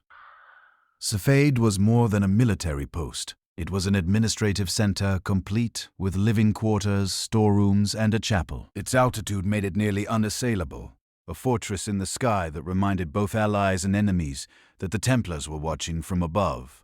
In the deserts of Jordan, the castle of Carrick stood as another bastion. Although primarily held by other Crusader lords, the Templars often cooperated in its defense. Its massive walls and deep dungeons symbolized the brutal realities of frontier warfare. Further north at Bagros and Tortosa, Templar castles guarded crucial mountain passes and coastal lines, creating a chain of strong points that supported both trade and military movement. Each fortress worked not in isolation, but as part of a larger system, allowing the order to respond rapidly to threats. These Holy Land castles shared common features: concentric walls, narrow gates, and towers positioned for maximum defense. Yet within their hard exteriors lay chapels that anchored the knight's spiritual life. Daily prayers and masses punctuated the routines of garrison duty, reminding the brothers that their labor was as much service to God as it was to strategy. For Muslim chroniclers, these castles were symbols of foreign intrusion, but also grudgingly admired for their engineering. Siege after siege tested their walls, with some fortresses holding out for months or years before succumbing.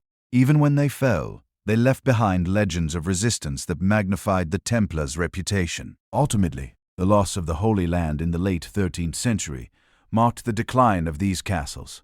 Many were dismantled or absorbed into Muslim fortifications. Yet their ruins still cling to hillsides and coastlines, silent witnesses to the age when warrior monks built outposts of both faith and war at the very heart of the Crusades. Templar castles were not merely fortresses of war. They were sermons written in stone. Every arch, wall, and chapel was infused with spiritual meaning, reflecting the order's dual identity as both monks and warriors. While their fortifications had to withstand catapults, sieges, and fire, their architecture also spoke of obedience, discipline, and the eternal struggle between good and evil. One of the clearest expressions of this symbolism lay in the round churches built within or beside their castles. Modeled on the Church of the Holy Sepulchre in Jerusalem, these circular sanctuaries reminded knights that they were spiritually tied to Christ's tomb, the very center of their mission. To worship in such a space was to stand symbolically in Jerusalem itself, even if the castle lay in England or France. The circle also carried deeper meaning: unity, eternity, and the divine order that the Templars believed they defended with their swords. Crosses carved into walls, gateways, and towers reinforced this message. Crosses carved into walls, gateways, and towers, sometimes painted in red, sometimes cut directly into stone. The cross reminded all who entered that the fortress belonged, not to a lord or king, but to Christ. The red cross on the knights' mantles was mirrored in their architecture, turning their castles into visual extensions of their vow. Even the placement of castles carried spiritual undertones. High hilltops symbolized divine watchfulness, as if the fortress itself were an earthly counterpart to a heavenly citadel. Castles that guarded pilgrim routes doubled as metaphors of protection, suggesting that the Order's mission was not only military, but also pastoral, guiding souls as well as defending bodies. The interior spaces, too, reflected monastic discipline. Chapels were often simple, devoid of luxury, their plain walls emphasizing humility. Living quarters were austere, reminding the knights daily of their vows of poverty. Even the refectories where they shared meals were designed to embody equality. Long tables without seats of honor, reinforcing that all brothers stood equal before God. To outsiders, this symbolism could appear intimidating, even secretive. The combination of martial strength and spiritual imagery gave rise to rumors of hidden rites and esoteric meanings. Yet to the Templars themselves, the message was clear. Their castles were earthly reflections of a higher divine order. In stone, they proclaimed the union of cross and sword, faith and fortitude. Thus, Templar castles were never just about walls and towers. They were about identity. Visible monuments to a brotherhood that sought to embody heaven's order on earth. When the Templar order was dissolved in the early 14th century, their castles did not vanish with them. Stone has a way of outlasting human institutions, and the fortresses of the temple continued to stand long after the knights themselves were dragged to trial or burned at the stake. Some were seized by kings hungry for wealth and land. Others were handed over to rival military orders, and a few quietly crumbled into ruin. Yet, in every case, the legacy of Templar architecture endured. In Portugal, many castles were absorbed by the Order of Christ, the Templars' official successor. Tomar, with its iconic round church, became the spiritual and logistical heart of Portuguese expansion, nurturing the explorers who would launch voyages into the Atlantic and beyond. The very stones that once guarded pilgrim roads now formed the cradle of global exploration. In this way, the architectural legacy of the Templars helped lay the groundwork for the Age of Discovery. In Spain, castles like Monzon, Miravet, and Peníscola passed to the Order of Montesa or other knightly groups who continued the struggle of the Reconquista. Their walls remained frontiers of war until the last Muslim strongholds fell centuries later. Even stripped of their original owners, the fortresses carried forward the martial and spiritual mission that had inspired their construction. Elsewhere, the story was darker. In France, many Templar commanderies were confiscated by the crown and repurposed as secular estates. Some became prisons, others administrative centers. The aura of secrecy that had surrounded their chapels and halls only grew in legend, fueling tales of hidden treasures, secret passages, and curses that lingered in the stones.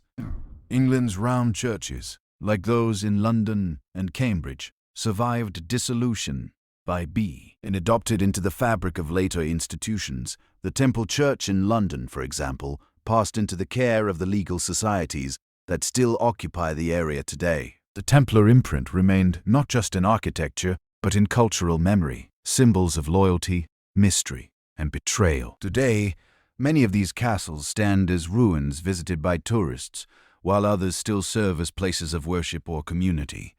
They remind us that the Templars' story is not just one of trial and execution, but of endurance.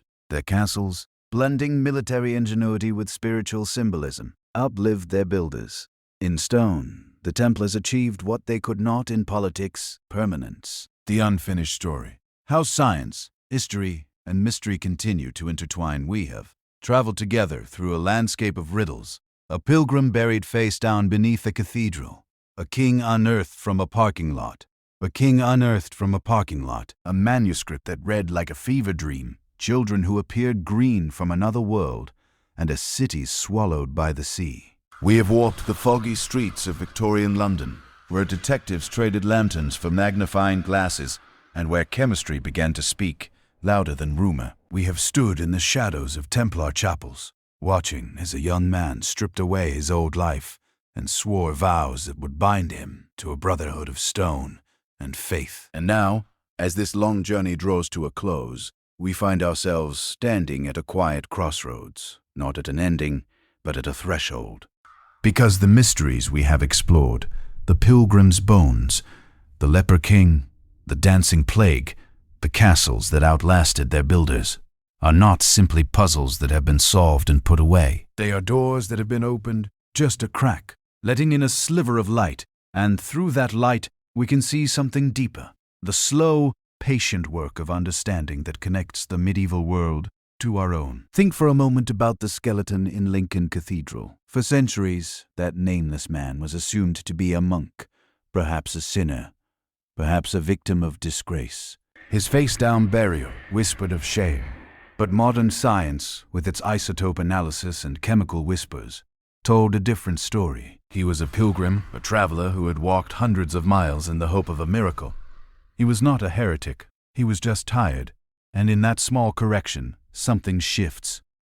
We stop seeing him as a figure of disgrace and begin to see him as a human being, with sore feet and a longing heart, who came to the end of his road in a strange place. Science did not just answer a question, it restored a measure of dignity. This is the quiet power of the methods we have traced through this story.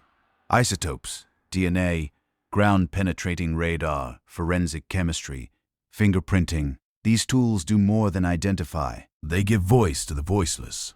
They allow a medieval nun buried with her infant to be understood not as a scandal, but as a person whose story was too painful to be written down.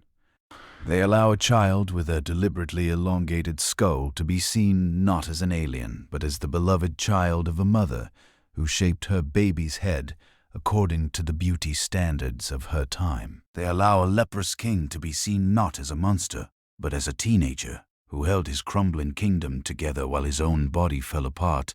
In each case, the mystery was not solved by stripping away wonder. It was solved by replacing assumption with evidence, by letting the dead speak in their own language of bone and soil, by listening to the story that was always there, waiting to be read. This is what the Victorians began to understand when they turned the morgue into a laboratory and the crime scene into a witness. Before them, justice was often a matter of confession, of rumor, of who shouted loudest. But when the Marsh test could reveal arsenic in a dead man's stomach, when a fingerprint could prove who had touched a windowsill, when a photograph could freeze a crime scene in time, something fundamental shifted. The body itself became a witness. The silent could speak, and that meant that power, for the first time, had to answer to evidence. We see that same shift in the history of the Templars. For centuries, the order was judged by the accusations of kings, by rumors of heresy, by the confessions extracted under torture. The truth of who they were, what they believed, how they lived, how they built, what they built, was buried beneath layers of propaganda and political expediency. But the stones they left behind did not lie. The castles they raised, the chapels they shaped, the rule they followed. These speak with a different voice. They tell of men who sought to combine the discipline of the cloister with the courage of the battlefield, who built not for themselves, but for a cause they believed was holy. Their initiation rituals, stripped of later slander, reveal a structure of vows and symbols designed to forge loyalty, humility, and brotherhood. Their castles, now ruins, still whisper of a mission that was as much about protection as it was about war. Science, archaeology, and careful scholarship have not erased the mystery of the Templars. They have simply cleared away the noise, allowing us to see them more clearly, not as the villains of conspiracy theories, but as men of their time, shaped by faith, war, and the strange, demanding ideal of the warrior monk. And this, perhaps, is the deeper thread that runs through all the stories we have shared. Mystery is not the absence of answers. It is the presence of complexity. It is the recognition that the past is not a simple story of heroes and villains, but a landscape of human lives, each one shaped by forces they understood imperfectly, each one leaving traces that we are still learning to read. Consider the dancing plague of Strasbourg. For centuries, it was explained as demonic possession, as divine punishment, as madness. Now we see it as the intersection of famine, ergot poisoning, and the unbearable stress of a community pushed to its breaking point. The mystery is not dispelled, it is deepened. We are left with the image of hundreds of people dancing until they collapsed, and we understand that the human body, under enough pressure, will do strange things. That understanding does not make the event less haunting. It makes it more real. Or consider the lay, princes in the tower, whose bones may finally be tested with DNA. The mystery has lingered for 500 years, not because the evidence was hidden, but because the story was too tangled with politics, with the shifting allegiances of historians, with the weight of Tudor propaganda. If science finally gives us an answer, it will not erase the tragedy. It will simply let us know who was buried under that staircase. And perhaps in that small certainty, there is a kind of peace. What we are seeing across all these stories is the slow triumph of method over guesswork, of evidence over story. But that triumph is never complete, because every answer leads to new questions. The Viking pilgrim beneath Lincoln Cathedral was identified, but we still do not know his name. The nun's child was confirmed as her own, but we may never know the father. The Voynich manuscript yielded some of its secrets, but much of it remains unread. The stones of the Whispering Knights are Neolithic, not medieval, but the acoustics that made them seem to whisper are still there. The mystery did not vanish, it simply changed shape.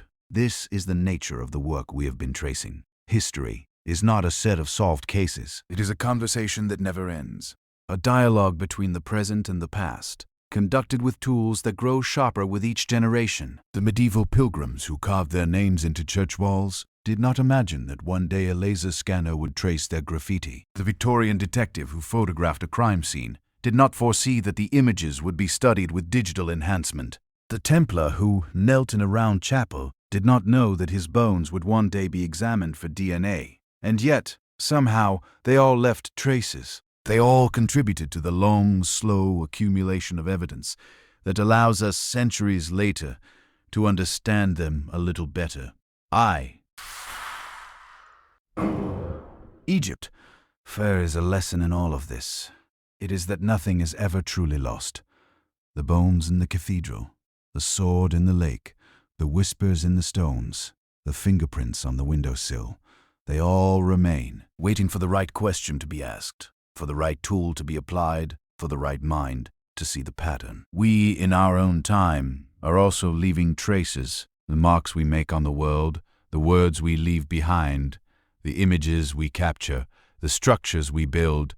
They will be read by future generations with tools we cannot imagine. They will ask their own questions, form their own theories, and if we are lucky, they will understand us not as a solved mystery, but as a story they have just begun to read. And that is the quiet comfort of this long journey through medieval mysteries and Victorian breakthroughs, through Templar oaths and castle walls. We are not the first to look into the past and wonder. We will not be the last, but we are part of a chain of inquiry that stretches back to the first person who carved a name into a stone, and forward to the person who will one day decipher the last line of the Voynich manuscript. The long view, how each mystery teaches us to see differently, let us linger a little longer on each of the stories we have encountered, not to solve them further, but to appreciate what they reveal about the nature of knowledge itself. The Lincoln Pilgrim. His bones taught us that the medieval world was more mobile, more connected than we often assume. A man from Scandinavia walked to England, not as a conqueror or a trader, but as a pilgrim. He was part of a vast network of believers who traveled thousands of miles to touch relics, to see holy places, to seek healing. His journey was arduous, his death unmarked, yet his remains became a message from the past. Faith moves people, and modern science, by tracing the isotopes in his teeth, allowed us to follow his footsteps centuries later. Richard III, Under the Parking Lot. This was a story about the power of persistence. A group of historians and archaeologists, working on a hunch, digging through asphalt, found a king, and in finding him, they reopened questions about his reputation, his reign, his place in history. The parking lot became a symbol of how the past is always beneath our feet, waiting to be rediscovered. The DNA match with a Canadian furniture maker reminded us that history is not abstract. It runs in bloodlines, in surnames, in the strange coincidences that connect us across centuries. The Voynich manuscript. Here was a puzzle that seemed designed to resist understanding. A script no one could read. Illustrations of plants that do not exist. Diagrams that might be astronomical or alchemical or purely ornamental. For 100 years, it was the holy grail of cryptographers. And then, slowly, with the help of computational linguistics and pattern recognition, parts of it began to yield. It turned out to be a medieval woman's health manual, a collection of herbal remedies written in a dead dialect. The mystery did not disappear. It transformed. We now know that the manuscript was not a hoax, but a sincere attempt to record knowledge that was, in its time, valuable. The fact that we cannot fully read it still is a reminder that the past speaks in languages we have forgotten.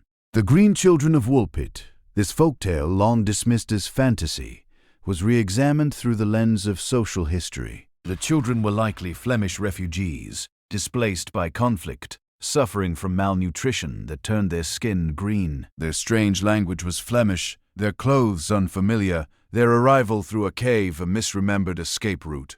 What had been a fairy story became a window into the brutal realities of medieval migration, of children lost in a world that did not care for them. The mystery was not lost, it was deepened. We now see not magic, but suffering. And in that suffering, a connection to our own time, when children still flee wars, still appear in strange places, still need to be understood. Medieval graffiti. For centuries, the carvings in English churches were seen as protective marks, apotropaic symbols against demons. They were, in a way, but they were also something more mundane. They were the doodles of bored parishioners, the signatures of travelers, the prayers of the devout, scratched into stone. The laser scanners that mapped 28,000 of them revealed a hidden history of ordinary people, not saints or kings, but farmers, sailors, teenagers with swords on their minds. They left their marks, and we are only now learning to read them. Rungholt, the sunken city. Here was a myth given reality. The city that was swallowed by the sea was not a legend, but a thriving port, destroyed by a storm surge, in an era of climate change. Its rediscovery through sonar and LiDAR is a warning from the past. The same seas that rose in 1362 are rising again. The people, of Rungholt, thought their dikes would hold. We think our defenses will hold. History suggests otherwise. The Cainton Caves, a perfect example of how we project our desires onto the past. The caves looked Templar, so they must be Templar, but science showed they were Victorian, a folly built by a landowner with a taste for the Gothic. The mystery was not that the Templars had secret rites, but that we so badly want them to. The caves remain, a testament to the power of story to shape what we see. The Princes in the Tower, perhaps the most famous cold case in English history. For centuries, the murder of the two boys has been a political weapon, a tool used to justify Tudor rule, to damn Richard III, to argue about legitimacy. Now, with DNA technology, we may finally know the truth. But the truth will not end the mystery. It will only narrow the possibilities. And even if the bones are identified, the question of who ordered their deaths may never be answered. Some mysteries do not resolve, they simply become clearer. The dancing plague, this event so strange it seems impossible, now has two plausible explanations: mass hysteria and ergot poisoning. Mass hysteria and ergot poisoning. Or perhaps both. What is clear is that the people of Strasbourg were under terrible pressure, famine, plague, religious upheaval, and their bodies responded in ways we can barely comprehend. The dancing plague is a reminder that the human mind and body are more fragile, more strange, than we like to admit. Baldwin IV, the Lapère King. His story was long told as a tragedy, a holy hero brought low by a disfiguring disease. Modern analysis suggests his leprosy was a milder form, or perhaps another neurological condition entirely. He was not a monster, not a cautionary tale. He was a teenager who ruled with intelligence and courage while his body failed him. His story is not about disease, it is about will, the nun and her sea. Hild, the DNA analysis that revealed the infant was hers, did not reveal the father, did not reveal whether the pregnancy was consensual, did not reveal the circumstances of her death. What it did was humanize her. She was not a scandal. She was a woman who died in childbirth, buried quietly by her sisters. The mystery of her life remains, but we see her now not as a cautionary figure, but as a person. The elongated skull, once a candidate for alien intervention, now understood as a cultural practice of the Huns or other steppe peoples.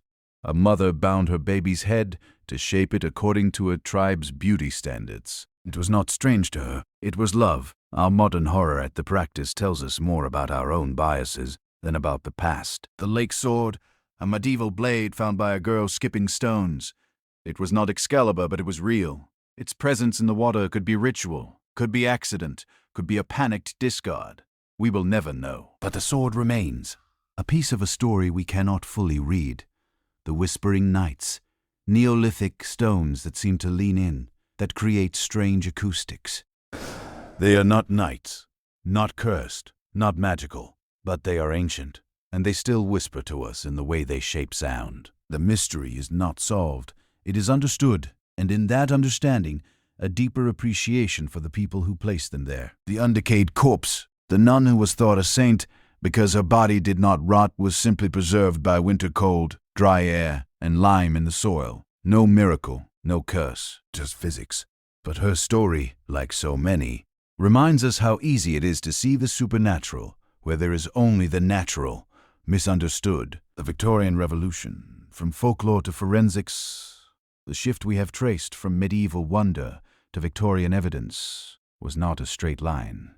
It was a slow, contested transformation. When the first detectives at Scotland Yard began to use photography to collect physical evidence, to apply chemistry, they were often met with suspicion. The public wanted a confession, a clear villain. The new method seemed almost magical, too clever to be trusted. But with each success, the Marsh test, convicting a poisoner, a fingerprint, placing a burglar at the scene, a photograph fixing a crime scene in time, the balance shifted. The idea that the body could be a witness, that the environment could hold clues, that science could speak in court, became accepted, not without resistance, not without mistakes, but steadily, irrevocably. This revolution was not just about catching criminals. It was about changing how we think about truth.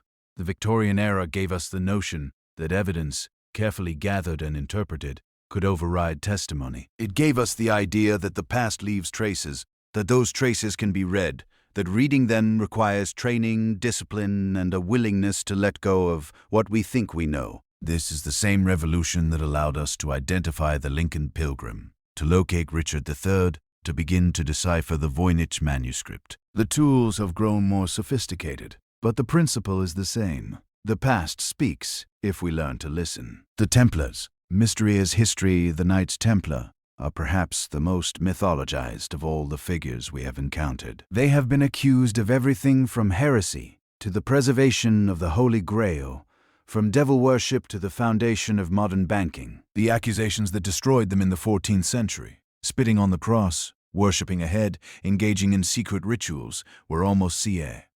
Ratemi fabricated by King Philip IV of France, who wanted their wealth, but the myths have outlived the facts. What does modern scholarship tell us? That the Templars were a religious order, sworn to poverty, chastity, and obedience.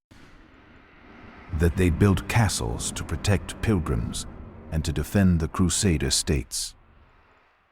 That they developed an early form of banking, allowing travelers to deposit money in one place and withdraw it in another. That their initiation rituals were solemn, secret, but not heretical. That they were, in many ways, a product of their time, devout, militant, and eventually victims of a king's greed. The mystery of the Templars is not that they had some hidden secret. The mystery is why we so badly need them to. Perhaps it is because their story has all the elements of drama, a noble cause, a sudden fall, a tragic end. Perhaps it is because the secrecy that surrounded them invites projection. Perhaps it is because the idea of a brotherhood with hidden knowledge is too tempting to abandon. What archaeology and history have given us is a clearer view of what they actually were. Men who lived by a strict rule, who built with skill and purpose, who served a cause that was, to them, holy. That is mystery enough. The future of mystery. What will we leave behind? We have spent this journey looking backward, but it is worth, for a moment, to look forward. What will future historians, archaeologists, forensic scientists find of us? Our digital traces, our photographs, our emails, our social media. These will be the bones of our era, but they will also be overwhelming. How will they sift through the petabytes of data to find the story of a single life? They will have tools we cannot imagine. Artificial intelligence will likely be able to reconstruct our movements, our conversations, our habits with a precision that would astonish us. But they will also face the precision that would astonish us. Same problem we face. The gap between the trace and the truth. A fingerprint proves someone was there, but not why. A photograph captures a moment, but not the feeling behind it. A text message records words, but not the tone. They will perhaps look at our selfies and wonder at our obsession with appearance. They will examine our plastic waste and marvel at our blindness. They will read our arguments about politics and religion and see the same divisions that plagued our ancestors. But they will also, if we are lucky, find traces of our kindness. A letter written in haste that reveals care. A photograph taken to remember a happy day. A building built not for profit, but for community. A tool invented to ease suffering. A child's toy, still clutched in small fingers, buried with love. What we leave behind is not just data, it is intention. It is hope. It is the same thing the medieval pilgrim left in Lincoln. The same thing the nun left in her convent grave. The same thing the Templars left in their castles. A story that we tried to live. A trace that we were here. A quiet threshold. And so, as we come to the end of this long walk through mysteries solved and unsolved, through science and superstition, through the bones of kings and the whispers of stones, we return to the threshold where we began. The pilgrim's bones have been identified, but his name is lost. The king has been reburied, but his reputation is still argued. The manuscript has given up some of its secrets, but not all. The children of Woolpit are understood, but their suffering remains. The dancing plague has explanations, but its strangeness endures. We have not banished mystery. We have simply learned to live with it differently. To see it not as a failure of knowledge, but as a feature of being human. There will always be more to know. There will always be traces we cannot read. Stories we cannot read, stories we cannot fully recover, and that is not a flaw in our understanding. It is what makes the past inexhaustible. As you close your eyes tonight, let these images settle. A pilgrim walking toward a cathedral, his feet sore, but his heart hopeful. A king sleeping beneath asphalt, waiting for a digger's blade. A manuscript, its strange script, finally beginning to make sense. A girl skipping stones, finding a sword. A Templar, rising from his knees, the white mantle fresh on his shoulders. A detective in a foggy street, photographing a body, learning to read the story written in blood. These are not endings. They are moments in a story that is still being told. And you, in this quiet moment, are part of it. The past is not behind us. It is woven into the air we breathe, the ground we walk, the questions we ask. The future is not ahead of us. It is in the traces we leave, the stories we tell, the care we take to listen. So let the mystery rest. Let the questions wait. There will be time enough tomorrow to wonder again. Tonight, let the stillness hold you. Let your breath slow. Let the images fade like mist on a morning field. You have traveled far through centuries and stories, through evidence and imagination. Now you are home, in this quiet room, in this quiet night. The past is safe. The future is not yet written, and you, for now, are free to rest. Good night, dear friend. Sleep deeply.